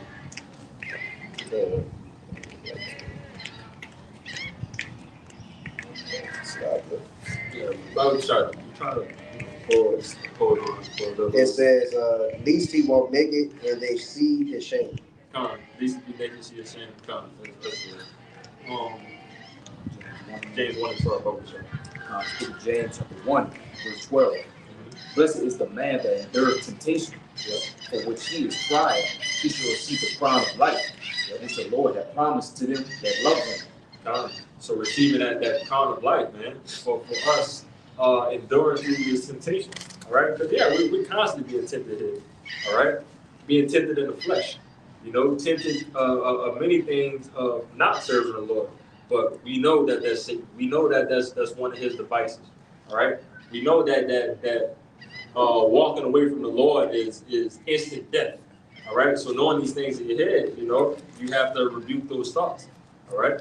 You have to know that I have to continue to endure through the temptation. No matter what, even if this shit hurt, no matter if I'm going through it, for one, I know that I can get through it because the Lord got me going through it. All right, the Lord not gonna put it in front of my path if I can't go through it. So that's a green flag to have in your head to motivate you. All right, but it tells you again. Read it all the way through. James 1:12. Blessed is this the man that endureth temptation, for when he is tried, he shall receive the crown of life, which the Lord hath promised them that love him. When he is tried, all right. So it's going to come with being tried. All right, we know that we are the Jews of the Lord. We know we have to go through that furnace of fire to get the impurities cleaned off of us. All right, we know all of these things has to happen in order for us to receive our crown. In Bible chart, I believe that's Corinthians 2. Flesh can't inherit the kingdom of heaven. Bible chart. Go ahead. Verse 13. Let no man say when he is tempted, I am tempted of the Most High. For the Most High cannot be tempted with evil, neither tempted he any man. Come on, man. That's one of my favorite precepts too, because come on, man, that ain't the Lord's business right there. All right, the Lord ain't got nothing to do with tempting you to do evil, because the Lord can't be tempted with evil. All right, that's literally Satan's job. His job is to tempt you. His job is to do the works on the left side. All right, doesn't mean that he's against the Lord. That means he's following the duty of the Lord. But still, the point being is that the Lord, you can't say that. All right, that if I was tempted of the Lord. The Lord didn't. The Lord fucked over me and did this and that and third. Nah, man, the Lord can't be tempted. I got appreciate that back in. You got it. It's Sirach 15 verse 20. He have commanded no man to do wickedly, neither have he given any man license to sin. Yeah, no man has license to sin, man. All right, so no matter which way you put it, these church houses trying to spin, with sin and come as you are, this and that and that. Nah, hell nah. Clean yourself up. Be born again. Have your mind clean. Fuck that other bullshit that the church is teaching, man. You got more than that? No, that was it. Yeah, basically backing up, bro. Like, hey, basically, we being tempted, you know what I'm saying, of evil, of wickedness, man. Hey, Lord, that's not a Lord giving you permission. Right. You know what I'm saying, to go off, man. Yep. Nah, man, we're supposed to use that, man. We're supposed to rebuke that, man. Right. Do the commandments, man. Yeah. Do these works. You got it. Yeah, correct your thoughts, because before you go again, man, the Lord can be so fired with these things, like, because after he'll do something like this, after he'll give you a precept like that, he'll give you an example. Mm-hmm. He show you somebody in the scripture that this happened to him, and he got over it. Yeah. I said, yeah, if you fail that test, hey, man, you can't blame the Lord for it, man. Right. Yeah, you can't. Come on, man. And they got niggas that do that shit in the world, man. Jake do something stupid and try to blame you for doing it. Like, no, I had nothing to do with that. Yeah. Bro, this was your fault. You fucked up. Yeah. One more verse I ain't put a gun to your head. One more verse that back brothers up in James. Yeah. James 1:14. For every man is tempted when he is drawn away of his own lust and enticed. Of his own lust, of his own enticement. All right? So, again, the Lord just said that it's not me. It's you. It's you. It's you. So that's your own lust. You couldn't get your lust under control. All right? You never tried to put that old man into subjection. All right? You let that old man run wild and free, and now he is a motherfucker. Now he is a treacherous, fleshly, demon, affecting you in your everyday life, just because you didn't put yourself, in order. You thought you had license to sin. You thought that the Lord was all cool with sinning, because what they teach in the churches, the Lord died for our sins. He died for us to sin, basically, which makes no goddamn sense at all, But, yeah, really, you want to do it in a sense. So, yeah, if you ain't want to do that, you'll cast that away, man. You rebuke that, quick. Right. But you wanted to do it though. Yeah. You got it. Yeah. You got it. Sirach 12:16. Sirach 12:6. For the Most High hateth sinners, and will pay vengeance unto the ungodly, and keepeth them against the mighty day of their punishment. We keep them for the mighty day of their punishment. Come on, that's scary in itself, man. Imagine doing so much sinning that you think that everything is cool just for the Lord to be saving that perfect moment just to catch you later. Like the Lord, bro, the Lord is scary, bro. This is a demon-like power. We are still dealing with Alashai. Dude, people gotta remember that. This is our power who said that he's not coming back for peace. He's coming back with a sword. All right, so you gotta remember this, man. You know. Who would you read? That's a good pass. Read it one more time. Okay. Sirach 12 and 6. For the Most High hate of sinners, and will repay vengeance unto the ungodly, and keepeth them against the mighty day of their punishment. Okay, punishment. You got it. You go to we get him to This is 2 Corinthians 16 and 77.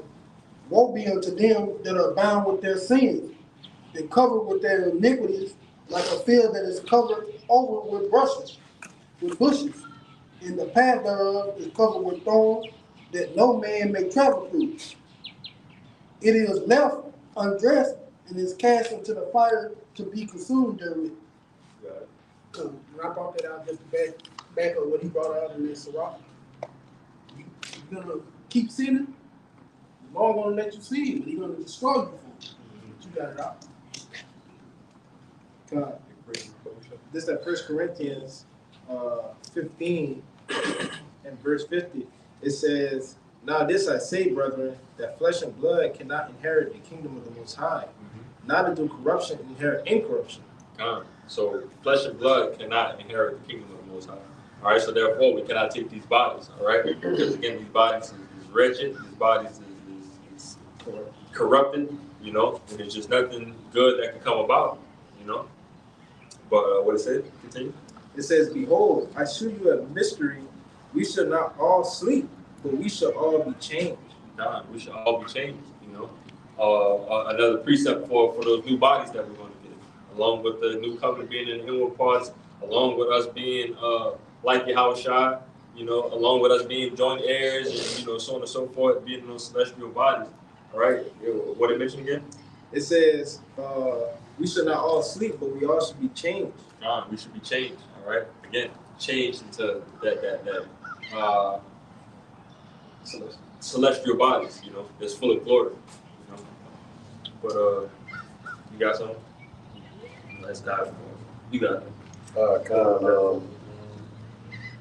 This is kind of a pass up. You can just bring it up. This is Proverbs 25 and verse 28. It says, he that have no rule over his own spirit is like a city that is broken down and without walls. A city that's broken down with no walls. Because what's the point of having walls around the city? It's for defense. Yeah. All right. So a man that has no control over himself is equal to a city with no walls. All right. Which means that you're in the goddamn wrong, man. All right. You need to have control of yourself. You need to have control of yourself. You need to, again, keep that old man into subjection. That's how you keep yourself under control. That's how you be a disciple. That's how you be a disciple of Yahweh Shai, maintaining that discipline. All right, and then discipline to again keep your hands on the plow and continue to work. All right, knowing that again we brought out earlier, you know, about being weary. Knowing that shit, we all weary. You know, you ain't the only brother that's tired. All right, and I remember the Elder Ariala did a lesson on that. And you can't have that.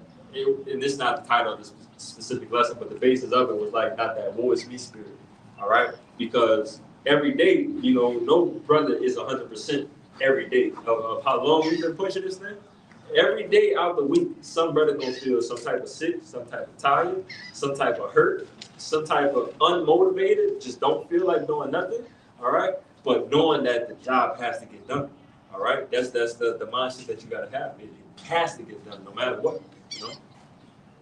You got it. God, this is just real quick, just to back you up. This is Galatians 6 and verse 8. It says, for he that soweth to his flesh shall of the flesh reap corruption. Yeah. It's like, read that one more time and stop at the corruption. God, this is Galatians 6 and 8. It says, for he that soweth to his flesh shall of the flesh reap corruption.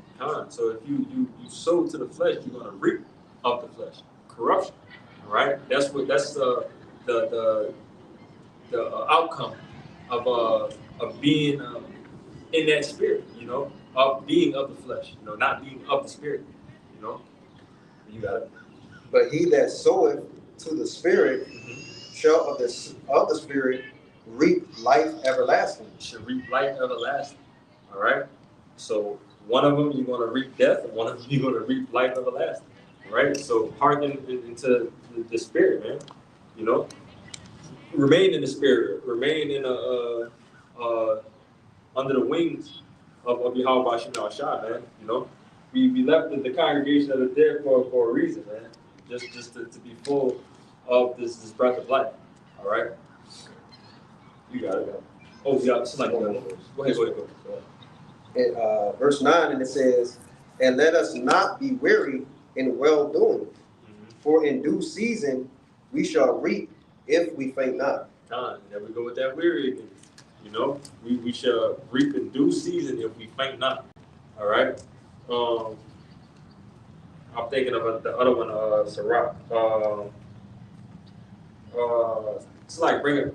Brother got a precept so I can find this real quick. Go ahead, bring it up real quick. This is James 1:21, and it says, wherefore lay apart all filthiness and superfluity of naughtiness, and receive with meekness and grafted word, which is able to save your souls. You got it, Kind, and pretty much, you know, that's the doing of putting off that old man. You got to lay apart all those filthy and useless, you know, thoughts of the world, man. Because if you put that away and you take heed to this word, it's able to save your soul. Everything that's being put in this Bible is able to keep you in straits, you know. You got it. This is the book of Sirach, chapter 2, verse 12, and it reads, woe be to fearful hearts and faint hands, and consider that goeth two ways. Go ahead.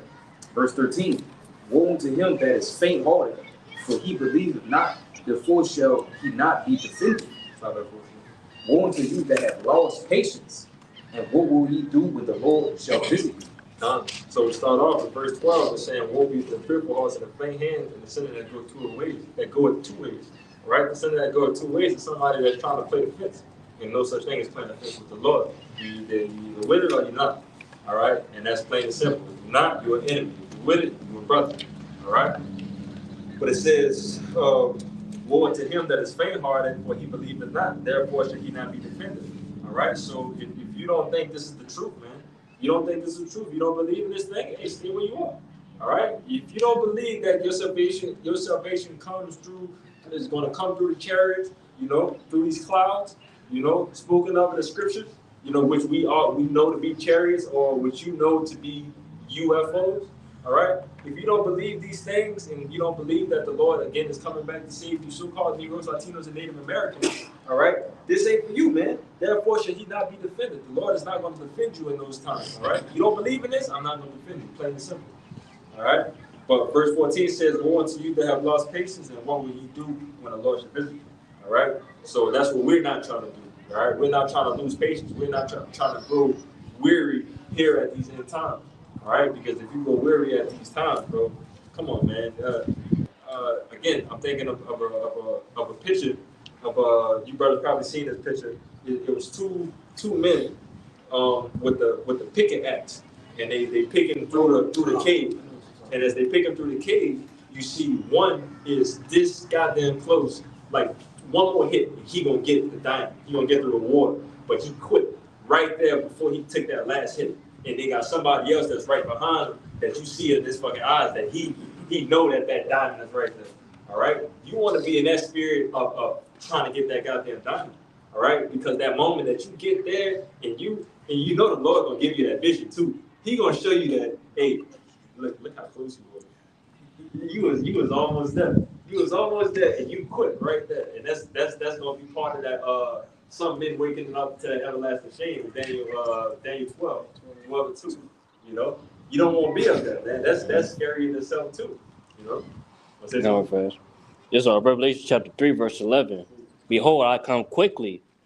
Hold that fast which thou hast, that no man take thy crown. Yeah, like you said, brother, like we gotta hold fast what we have, man. Was this belief, this faith that we have, man. We gotta hold on to it. You know, this word. You know? and let nobody take it away from us, man. Even ourselves, you know, because we can see it, man. That reward that we be talking about, it's closely to us, man. It's nearer to us, for us to receive, to us to retain. So why quit now, man? We were close towards that finish line. Right. You got it. Yeah. You know, brothers mentioned too, you know, especially if you pass the halfway point. Anybody, I don't care what it is. If I'm driving in the car, if I'm walking, if I make it past the halfway point and I turn around and I see that I gotta go all the way back that way, I'm not gonna do it. If I could just finish walking this way and it's a shorter walk, I'm gonna finish walking this way. It makes sense, you know? But who should I do? I feel like I just told us. But yeah, I did Revelation barbershop. This is the book of Revelation, chapter 3, verse 16. So then, because thou art lukewarm and neither cold nor hot, I will spew thee out of my mouth. You know, backing up the point of the Lord not dealing with people on the fence. Man. All right, you have to be completely grounded in the Lord if you want the Lord to deal with you. Man. Ain't no half stepping with this thing, man. No half stepping. If you want to serve the Lord, do it. If you're not, don't do it. All right. They got the scripture roughly paraphrasing. If brothers want to get it, it was better not to know. Basically saying that it was better not to know this truth rather than be a part of it and leave it. Yeah. Basically, yeah. It's it'll be for you not to taste this good gift. Roughly paraphrasing. Matter of fact, we'll just get it. Bobby said, yeah. Wait, was that it? That was Yeah. Just to back up what you got, what you can get. So this James 1:8, a double-minded man is unstable in all his ways. Okay. So like, what? Huh. I'm listening. You know what I'm saying? Yeah. Go This ahead. James 1:8, a double-minded man is unstable in all his ways. A double-minded man is unstable in all his ways. All right. To be double-minded means that you have no no stable foundation. That was no type of firm. You know, you're not grounded. You know, but it says unstable in all his ways. All right, that's somebody pretty much that you can't trust. If somebody can't commit to something, if they're unstable and they just can't get the job done, that's pretty much somebody that you don't want working for you. All right, because as we, I kind of mentioned earlier with the parable of us working for that penny. All right, somebody that has that work ethic of not finishing the job, they're not going to get that penny. They're not even going to get even looked at for the job. The Lord has the people who are going to receive that penny there for a reason, because He knows those people are going to be the people that's going to finish. You know. But that was it on that one. You can get that. Was that Hebrews correct? Is the one you No, 2 Peter 2, huh? Yeah. That's Yeah. That's it. The book of 2 Peter, chapter 2, verse 21. For it had been better for them not to have known the way of righteousness than after they had known it, to turn from the holy commandment delivered unto them. Yeah. And that's what 2/3 of our people have done. All right? 2/3 of our people have done these things and have forsaken them. All right? But the 1/3, the elect, ultimately, we heard these things and we hearkened into the Lord. Right? So we are established in this thing, man. All right? And we don't want to go nowhere else. All right? 2/3 of our people, they still think it's grass green on the side. They still think that it's some type of fairy tale out there that's better than this and better than the kingdom. All right? The kingdom is not on the sights of 2/3 of our people. All right? It's really, it's talking about the fallouts, man. Yeah. Which when you go out to verse 20, it tell you those that did, came to the truth. They escaped out on the wickedness of this world. Yeah. And for them to turn back to that, after they've been being this truth, it's awful, man. It really is stupid in a sense. Cause they like, wow, what's there to go back to, man? But destruction. You got it. And then it's kind of fitting with that Jeremiah, of our people pretty much, forsaking when it talks about the fountains of living water versus the what did he use as a cistern? A cistern. All right, yeah, using the other gods as a cistern and being somebody that our people, hearken into that really has no benefit for them. All right, but that's the benefit that 2/3 of our people, because men that were actually of the elect once upon a time, who have fallen in this truth, they have fallen into becoming a 2/3 now, just by falling away from this thing. But Sure, really, that was 2/3. they were Yeah, that was 2/3 first beginning. They Cause just yeah, did cause it. yeah, like scripture say, yeah, if they was of us, Yeah. they don't never lay. Roughly paraphrase that First John, yeah. You can get that. Yeah, I'm about to get it, yeah. I'm about to get it. Come. Damn. You got it.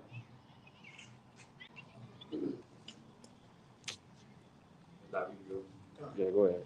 This 2 Timothy 3, it starts at verse 14. But continue thou in the thing which thou hast learned and hast been assured of, knowing to whom thou hast learned it. To the things that we have learned and assured of. All right. And I'm assured of this truth. I'm assured of the scriptures. I'm assured of the Yahweh Bashim Yahushua. All right. So it tells you to what? Read for the top again. 2 Timothy 3 and 14. But continue thou in the things which thou hast learned and hast been assured of, knowing of whom thou hast learned it.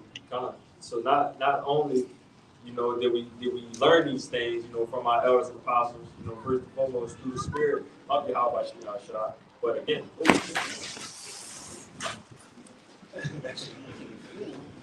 Yeah, that's very good. Yeah. That's a bad. Yeah.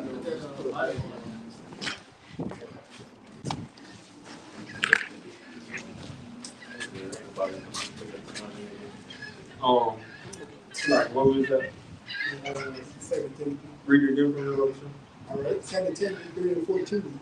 But continue thou in the things which thou hast learned and hast been assured of, knowing of whom thou hast learned it. All right, yeah. So, pretty much been taught these things, from our elders and apostles, through the Holy Spirit. All right, and the Lord is encouraging us to continue. All right, we have learned these things already. We're continuing to learn even more. So, again, why is the Lord telling you to continue in these things? Because these are a part of the keys of our salvation. As long as we continue in these things, man, we're going to be found blameless, man. And we got to believe that. Yeah, what scripture say? He that do it to the end, the same shall receive that. Yep. That's free, bro. I got that pre-real fast. Yeah, just going. Yeah, kind. Was hey man, this was we was talking about earlier how like those that fall out, what I'm saying, they was 2/3 anyway, man. This is our 1 John chapter 2 verse 19. They went out from us, but they were not of us. For if they had been of us, they would no doubt have continued with us. But they went out that they might be manifest that they were not all of us. So it was manifest, that they were going to fall out, and it had to be shown that they were never of us from the beginning. Yep. All right, because if you were of the Lord and you were doing the works of the Lord, you were going to remain in the congregation of doing the works of the Lord. Yeah, we start off that Luke 9:6 they were not fit for the kingdom of the Most High. This is 2 Corinthians 15 and verse 58. It says, therefore, my beloved brethren, be ye steadfast, unmovable, always abounding in the worship of Yahweh. For as much as you know that your labor is not in vain in Yahweh. Brief point is stopping at unmovable. It says, therefore, my beloved brethren, be ye steadfast, unmovable, always bound in the work of Yahweh. The stoning ground, not being immovable, man. We gotta be firm, man. Again, firm in grounded, because the Lord tells us, having the Lord as a foundation is like setting your foundation on a rock. All right, but having your foundation anywhere else but the Lord is going to be likened unto sand, man. All right, which has no solid foundation, no structures. All right, that can be overwhelmed and taken at any moment, by any type of wind, water, or any type of just condition, But And then he says, Con, your labor is not in vain. All right. So we know that it's a reward behind our labor. All right. Thus said the Lord. All right. Um, did brother get that? I told you get the stone ground parable. Anybody get that opinion? Where the Matthew 20? Get that brother start Matthew 20? You can go real quick to do it. This is just Hebrews 10 and verse 35. It says, "Cast not away therefore your confidence, which have great recompense of reward. For ye have need of patience, that after ye have done the will of God, ye might receive the promise." All right, read it again and stop at the comment. God, it says, "For ye have need of patience, that after ye have done the will of God, you might receive the promise." Keep reading. Keep reading. Oh, that was in the, it says, "Cast not away therefore your confidence." Yeah.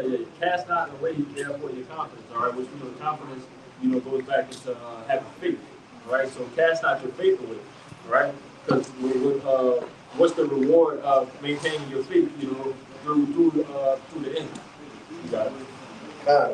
Continue, verse 37. It says, "For yet a little while, and he that shall come will come and will not tarry. Now the just shall live by faith. But if any man draw back, my soul shall have no pleasure in him." So the just should live by faith. Our daily doings is 100% guided by faith, man. We walk and move by faith of the how by shine. All right, but read the last part again. My soul shall have no pleasure in him. My soul should have no pleasure into anybody that thinks that they can walk away from the Lord. All right, I called you to do this work, and you think you can walk away from it? Again, another slap in the face. So therefore, you need to be destroyed. All right, you got it. It says, "But we are not of them who draw back unto perdition, but of them that believe to the saving of the soul." One more time. "But we are not of them who draw back unto perdition, but of them that believe to the saving of the soul." We are not them that draw back into the kingdom. All right, we're not drawing back into the world. We're not looking for whatever color that pill was in Matrix to was it the red pill or the blue pill? It was the blue pill that the dude took. Oh, you talking about Cyrus? Yeah. Yeah, Yeah, whichever pill it was to keep him in that fantasy world. That's not what we're trying to see, man. All right, we're trying to receive our crowns, man. At the end of the day, But I think that was just that. Did I tell you? Yeah, Peter. That's what it was. Her. And we got Stone Room, we got the pennies, and then we got the Peter. You said you got the penny. Oh, so like you got the penny. Let's get the penny, and then let's get the Stone. I thought you said Peter. Yeah, go ahead. This is Matthew 20 and verse 1. "For the kingdom of heaven is like unto a man that is a householder, which went out early in the morning to hire laborers unto his vineyard. And when he had agreed with the laborers for a penny a day, he sent them into his vineyard. And he went out about the third hour and saw others standing idle in the marketplace. And he said unto them, Go ye also into the vineyard, and whatsoever is right I will give you. And they went their way." Verse 5. "And again he went out about the 6th and 9th hour and did likewise. And about the 11th hour he went out and found others standing idle, and said unto them, Why stand ye here all the day idle? They say unto him, Because there is no man that has hired us. He said unto them, Go ye also into the vineyard, and whatsoever is right, that ye shall receive it. So when evening was come, the Lord of the vineyard said unto the steward, Call the laborers and give them their hire, beginning from the last unto the first. When they came that were hired about the 11th hour, they received every man a penny. But when the first came, they supposed that they should receive more. They, So the first, read that part. You see more? but when the first came, they supposed that they should receive more. So we got that the first came and started to receive more, and the ones that came in at the 11th hour, all right? Everybody's still here about to receive that same thing, okay? Because it was part of the agreement, all right? So keep going. And they likewise received every man a penny. And when they had received it, they murmured against the good man of the house, saying, these lads that wrought the one, You good? Yeah, these you lads good? that wrought but 1 Huh? hour, and thou hast made them equal unto us, Oh, which have borne the burden of the heat of the day. hold on.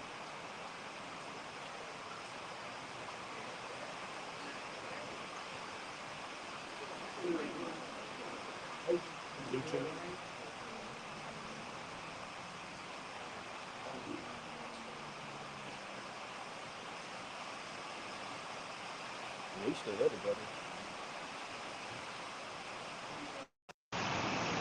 Yes.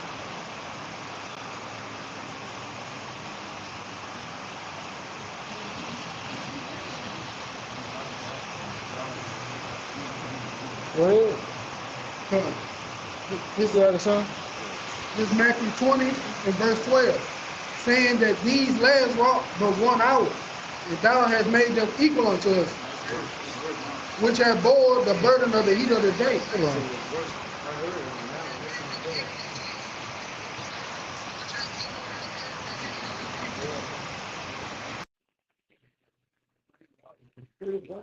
Hey, go ahead. Come on. I put it on isolation mode. Go ahead. All right, son. Matthew 20 and verse 13. But he answered one of them and said, Friend, I do thee no wrong. Didst thou agree with me for a penny? Says good.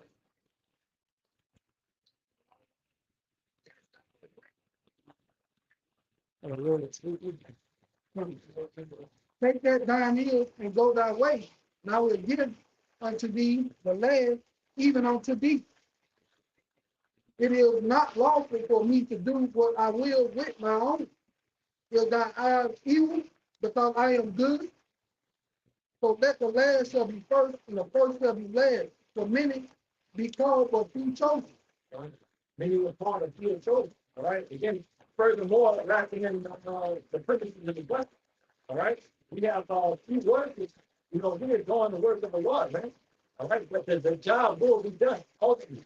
All right. And every man will receive their just pay. All right. And you can't get mad at the brothers that's coming in, at the 11th hour and they're making in that parable. All right. Because again, everybody has agreed to do the work. All right. To receive that pay. All right. Which is your time. All right. Well, I think that was good. You know what? No, come. Give the phone down. Anybody just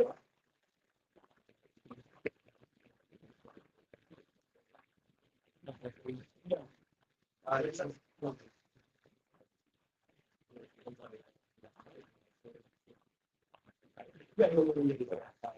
Mark 4, verse 3 says, hearken, behold, there went out a sword, and it came to pass as the sword, some fell by the wayside, and the fowls of the air came and devoured it up. And so fell on stony ground where it had not much earth, and immediately it sprang up, because it had no depth of earth. It had no depth of earth. All right, so that stony ground not having a solid foundation. Okay, keep going. But when the sun was it was scorched, and because it had no root, it withered away. And it withered away because it wasn't grounded. Okay. And some fell among the thorns, and the thorns grew up and choked it, and it yielded no fruit. It yielded no fruit. All right, so it ultimately never accomplished. All right. And then and others fell on the good one, and did yield fruit that spring up and increased, and brought forth some 30, and some 60, and some 100. And that's what the plant was supposed to do. Okay, it's supposed to fall on that good ground. All right, so now that it's all on the good ground, it springs up that good fruit and increased. It brought forth some 30, some 60, and some 100.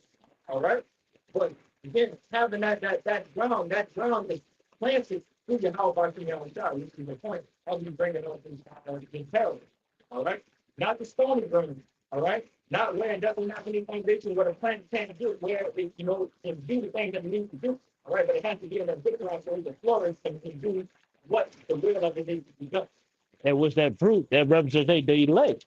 So basically, everything that we're doing, right, a teaching word, and more so applying it, we gotta do it for the application of the elect, man, and ourselves too. You got it. Very the whole day, calling the big election to us. Yeah, one time. You got it. Second Peter 1:10. Whether for the wrath of brethren is diligent to make the calling the election sure. So if you do these things, you should never fail. You should never fail. All right? You should never fail if you doing the work of the Lord to make your calling and your election sure. All right? So again, we know the things that we need to do. The Lord has given us the things that we need to do. According to our salvation. He put in 2 Peter chapter 1, verse 10, wherefore the wrath of brethren is diligent to make the calling the election sure. So if he doing these things, he should never fail. He should never fail. All right?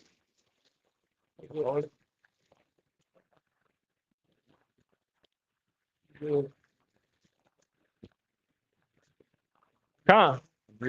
No, you got it. But yeah, again, yeah, we should never fail, man. If we pretty much, make our call and election sure. So keeping the first things first, doing the work of the Lord, being brotherly, maintaining that faith at the end of the day. All right. Hey, brothers got any precepts y'all want to get off? Con, you got it. Hold on, deck for me.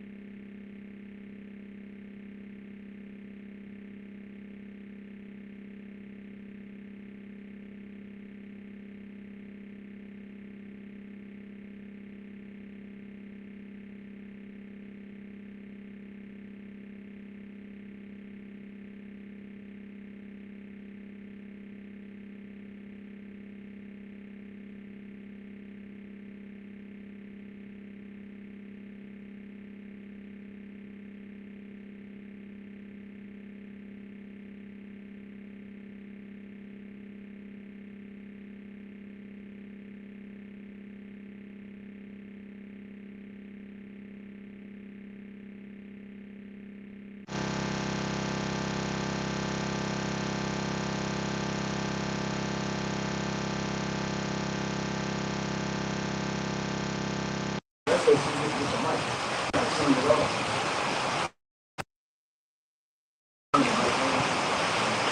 I see. I think it's back on. Noise cancellation also.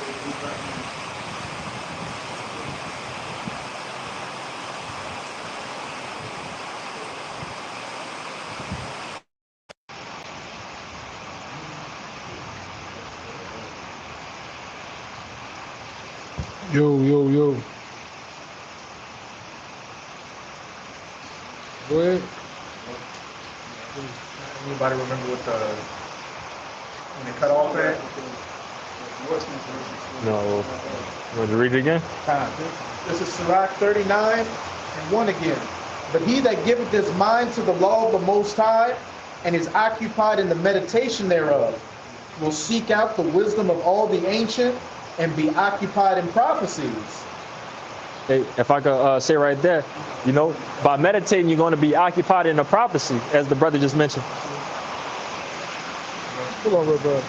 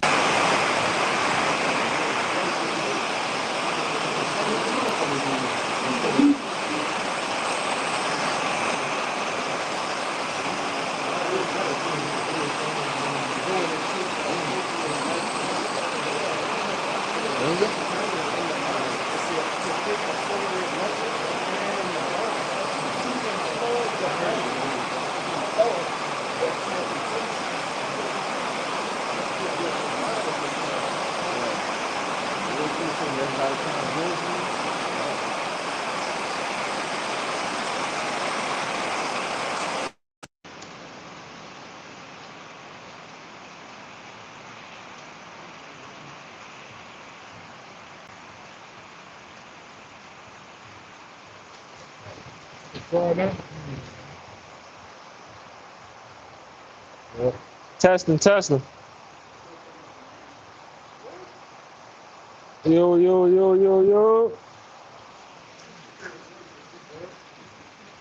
I'm gonna change it on. I'm gonna change it on. Close it, dude.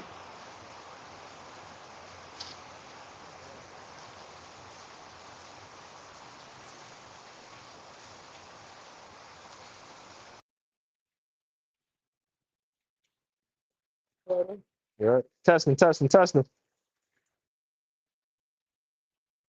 Testing, testing, testing, testing. You good? You good. Sirach 39 and 1.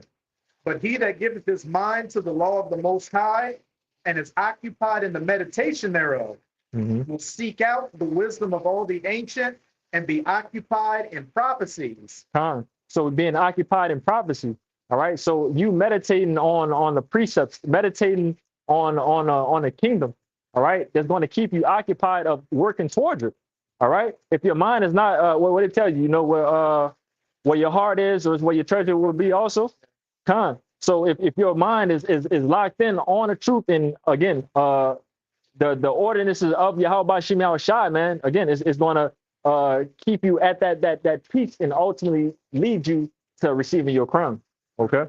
And back in Revelation 19, where the angel told John, you know, the spirit of Yahushai is the spirit of prophecy. Right. Said being occupied in prophecies, because what? These prophecies tell us of the things to come, of doing the work and being meditated in the works thereof.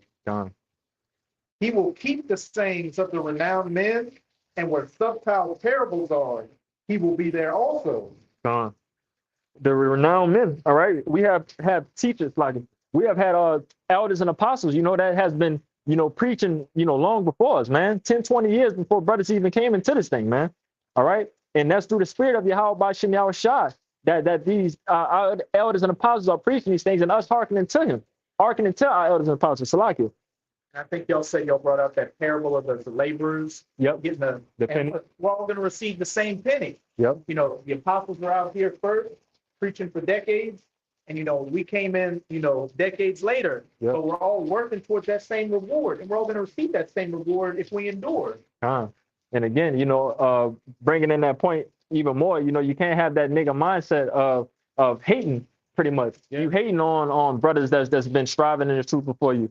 Nah, you can't hate this thing, man. Because again, we all agreed on that one penny. So regardless of what comes about within that one penny, that's the reward we're going to get. So we got it. So be happy with your reward. You got it. What did Paul say? Apollos waters, the Paul planted, but everything coming from the Lord. So at the end of the day, everything is coming from Yahweh by Hashem, Yahweh Shai, the reward, the penny, the kingdom, the prophecies. So there's no reason for us to boast or look down on another man out here. If they're all doing the work, righteously, they're all going to receive the same reward. If I could say too, I remember earlier in my walk of the truth, you kind of explained this precept to me when Jake was trying to understand what that one penny really meant, of knowing that every man getting their just reward, but the men that has been doing that works before, what you explained to me is that the elders apostles, they might have a bigger lot because the works that they did.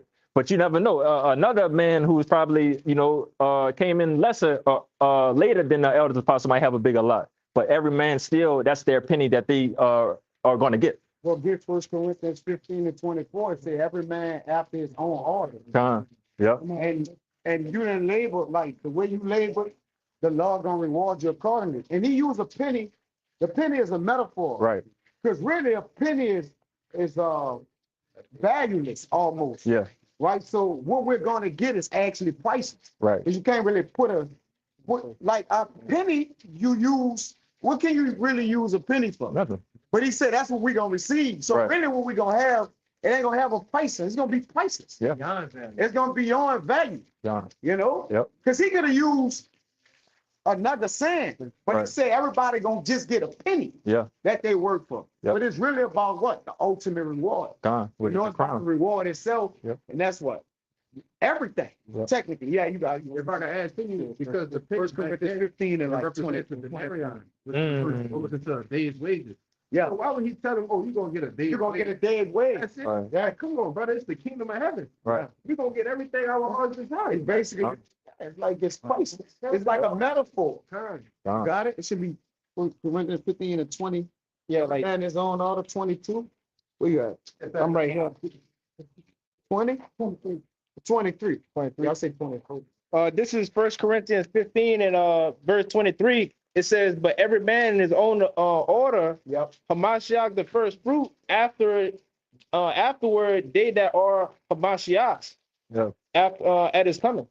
So every man gonna get rewarded according to what the Lord have in his will. And if you receive everything, I mean, hey, at the end of the day, when that man has everything, it's just according to his labors. All right. So he labored.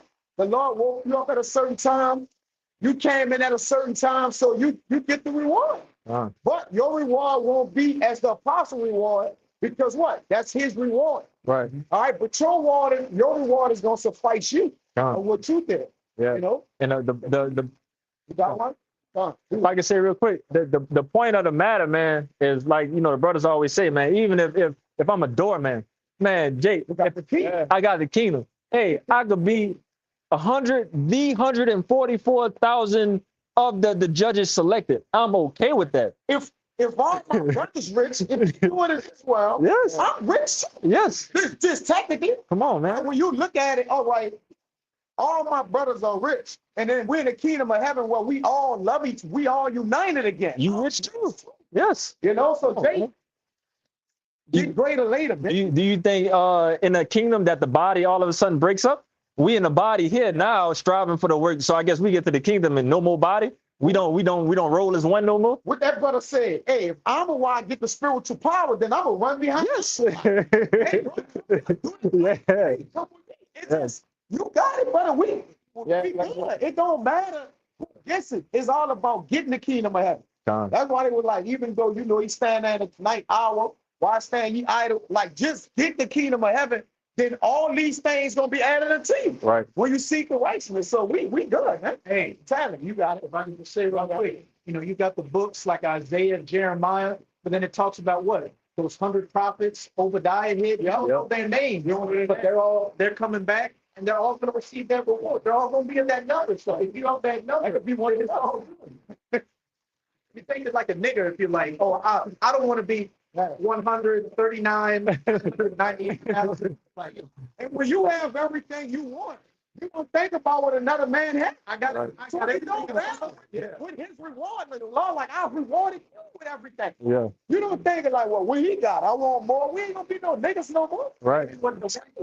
Brother may have got more than you. That's what he like. That's what he like. You got less, but you got less. Everybody, you like 70,000. Yeah.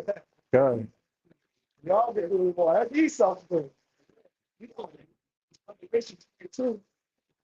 12. Yeah. So, and the Lord, I come quickly. My reward is with me to give every man according to his work shall be. Hey, we started the lesson off with that precept. I want to say that was the first or the second precept that came. That was the second precept that came out. But the Lord is coming back with a reward, man.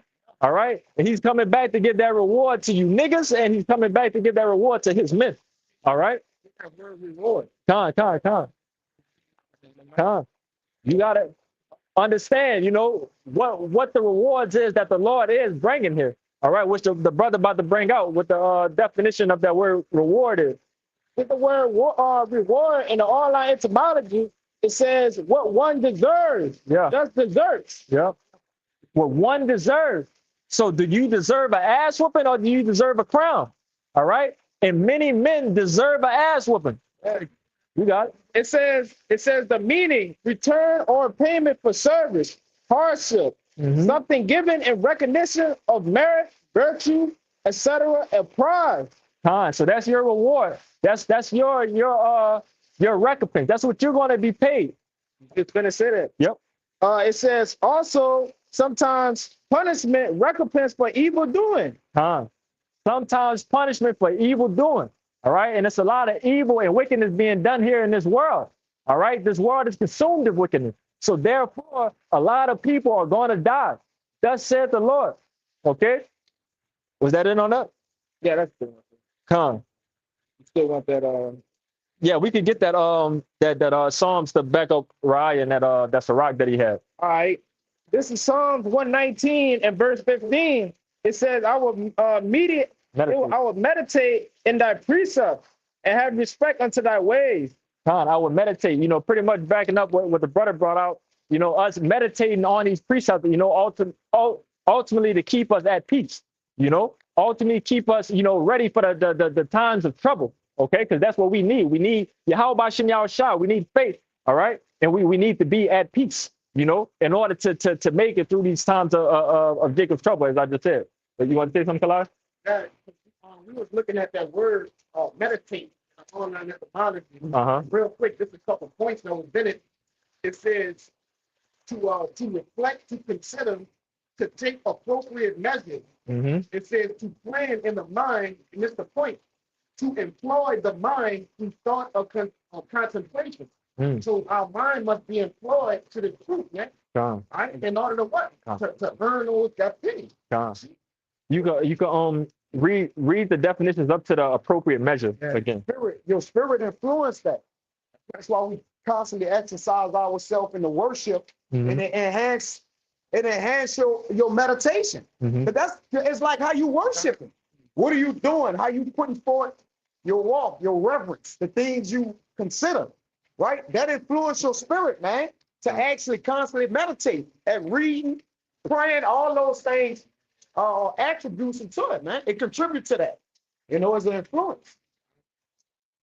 Yeah. Yep. It says to engage in mental contemplation. There you go.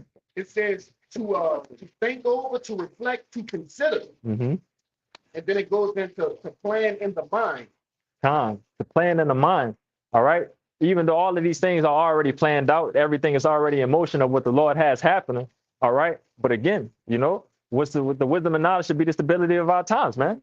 All right. So the Lord said that for a reason, for us to meditate on these things. All right. He gave us what we brought out in I believe there was that Luke of him not leaving us comfortless. Was that Luke? I know it was it John. I know it was 14. Slack. Yeah, I know it was red letters for sure. Yeah, how Shah was speaking. But again, the Lord was not going to leave us comfortless. He left us the Spirit. He left us a play-by-play booklet of what to do, of keeping ourselves focused, keeping our eyes. brother, I'm here. bring it up.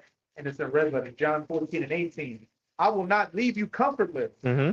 I will come to you. All right, and it came out again. All right, because being comfortless is being to not have that comfort is to be without the wisdom, knowledge, and understanding. To have the comfort is to be with the wisdom, knowledge, and understanding. So the Lord again has given us that spirit here and that peace of mind. All right, a peace of mind is starting to become a rare thing to find here in this hell, man. All right, because we got what, World War III in a midst. All right. And that thing's still vamping up even more and still has room to vamp up even more. All right. We still have Jacob's trouble that still needs to reach that climax level. We still need a lot of more blood and chaos. So in the midst of all of these things still happening, somebody has to be in a stable mind to get the job done, to complete prophecy of what the Lord said was going to happen, of the righteous scarcely being saved in the times of trouble. All right. Oh, Kalaki. Yeah, I just I put in why do people meditate? Because you brought out, the word meditate. Wow. Mm-hmm. It says people meditate primarily to reduce stress, manage anxiety, improve emotional health, and enhance self-awareness. And you made a point that Yahweh Shai, he's our comforter. He left his spirit with us to be that comforter. And then we meditate therein to reduce our stress, to have a peace of mind. Like you said, we got Jacob's trouble coming. We got 2/3 of our people about to die. We got World War III coming. That's stressful. On the mind, if you don't have a comforter. So that's why we meditate in it. It even goes into I believe it's in Isaiah when it talks about in the times of Jacob, it's not gonna say Jacob's trouble, but a man should be a cover from like tempest. Baba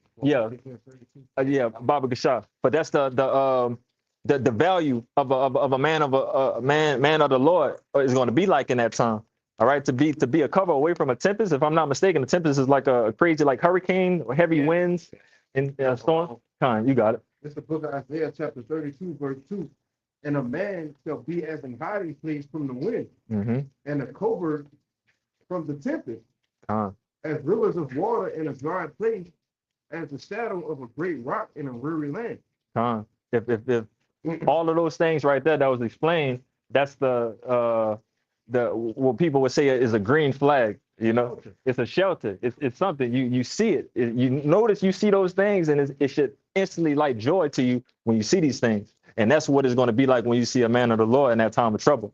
All right, he's going to stand out like no other, because why? He's going to be at peace. He's going to be already in these times, this grace period that we're in. He's going to have been the one that was meditating on the precepts thereof. All right, he's going to be the one ultimately, Lord willing, they're going to be found blameless that was doing the works. One chapter over.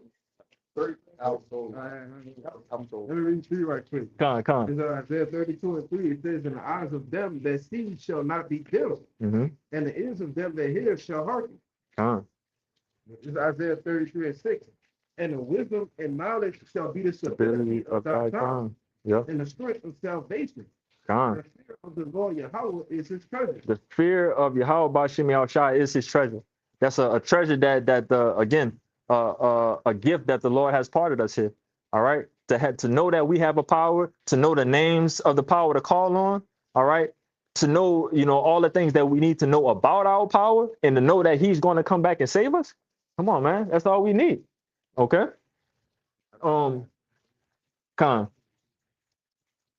Let's go to where we go. This is 29 chapter. So like, It's John 8 and 31, and it reads, "Then said Yahweh to those Jews which believed on him, if ye continue in my word, and ye are my disciples indeed." That's the point. "And ye shall know the truth, and the truth shall make you free." And go ahead. Make your point. I want you to read it again.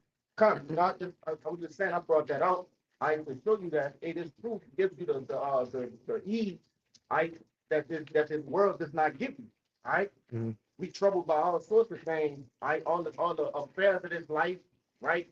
Different, like you say, World War III ramping up, things of that nature. But we understand why these things are happening, and that comforts the soul. That soothes the soul. And that's you got me thinking about the precept that the Lord said, roughly paraphrasing, You know, I tell you these things before they spring forward, so you may believe.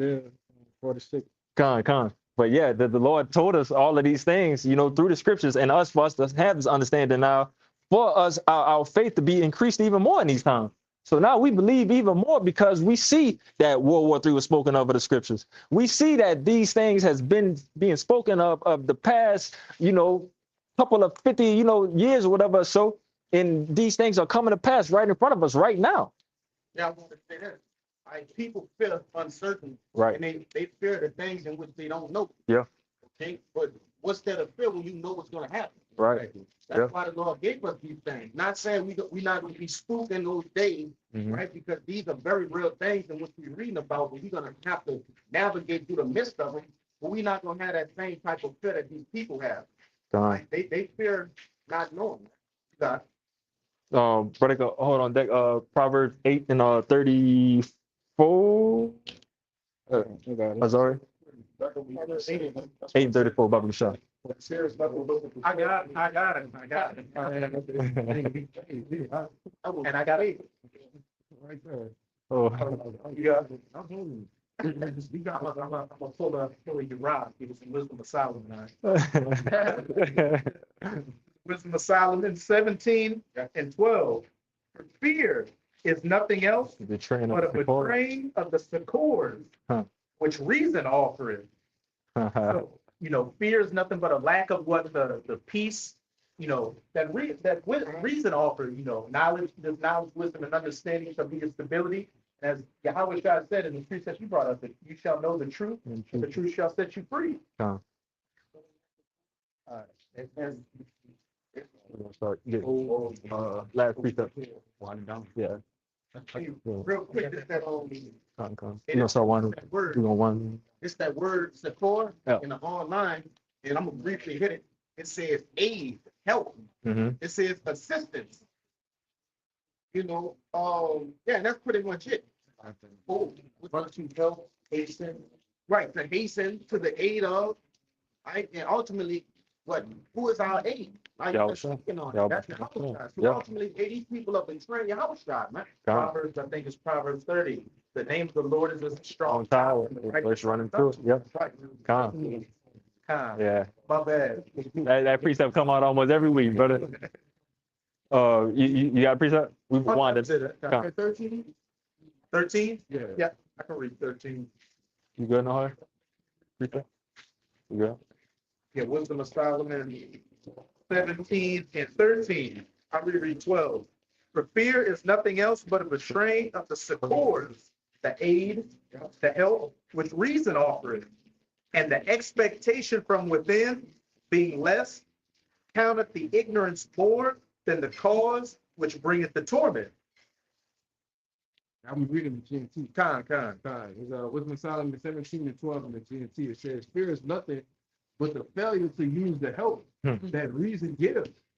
And when you lack the confidence, our confidence is what? It's our faith. So when you lack faith to rely on reason, you give into the fears caused by ignorance. The ignorance, ignoring. Yeah.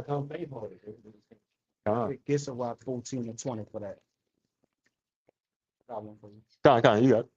This Philippians 4, 7 and 8. It says in the peace, you got it? Go read it. This is Sirach 14 and verse 20.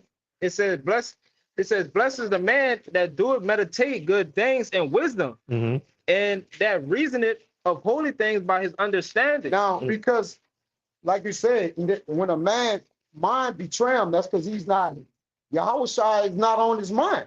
He don't believe he can be saved. He don't believe that the Lord gonna protect him throughout everything, man. All right. So it says, blessed is the man that reason it. Read it again. This is Sirach 14 and verse 20. He don't know his comforter. And the comforter is the word. Who is the word? Yahushua. So you just forgetting about Yahushua on your mind. Right. And you just like, I'm spoken. Go ahead. This is Sirach 14 and verse 20. It says, blessed is the man that do meditate good things and wisdom, and the reasoning of holy things by his understanding. Who is wisdom? And Proverbs 8, Yahushua say, I am wisdom and in prudence.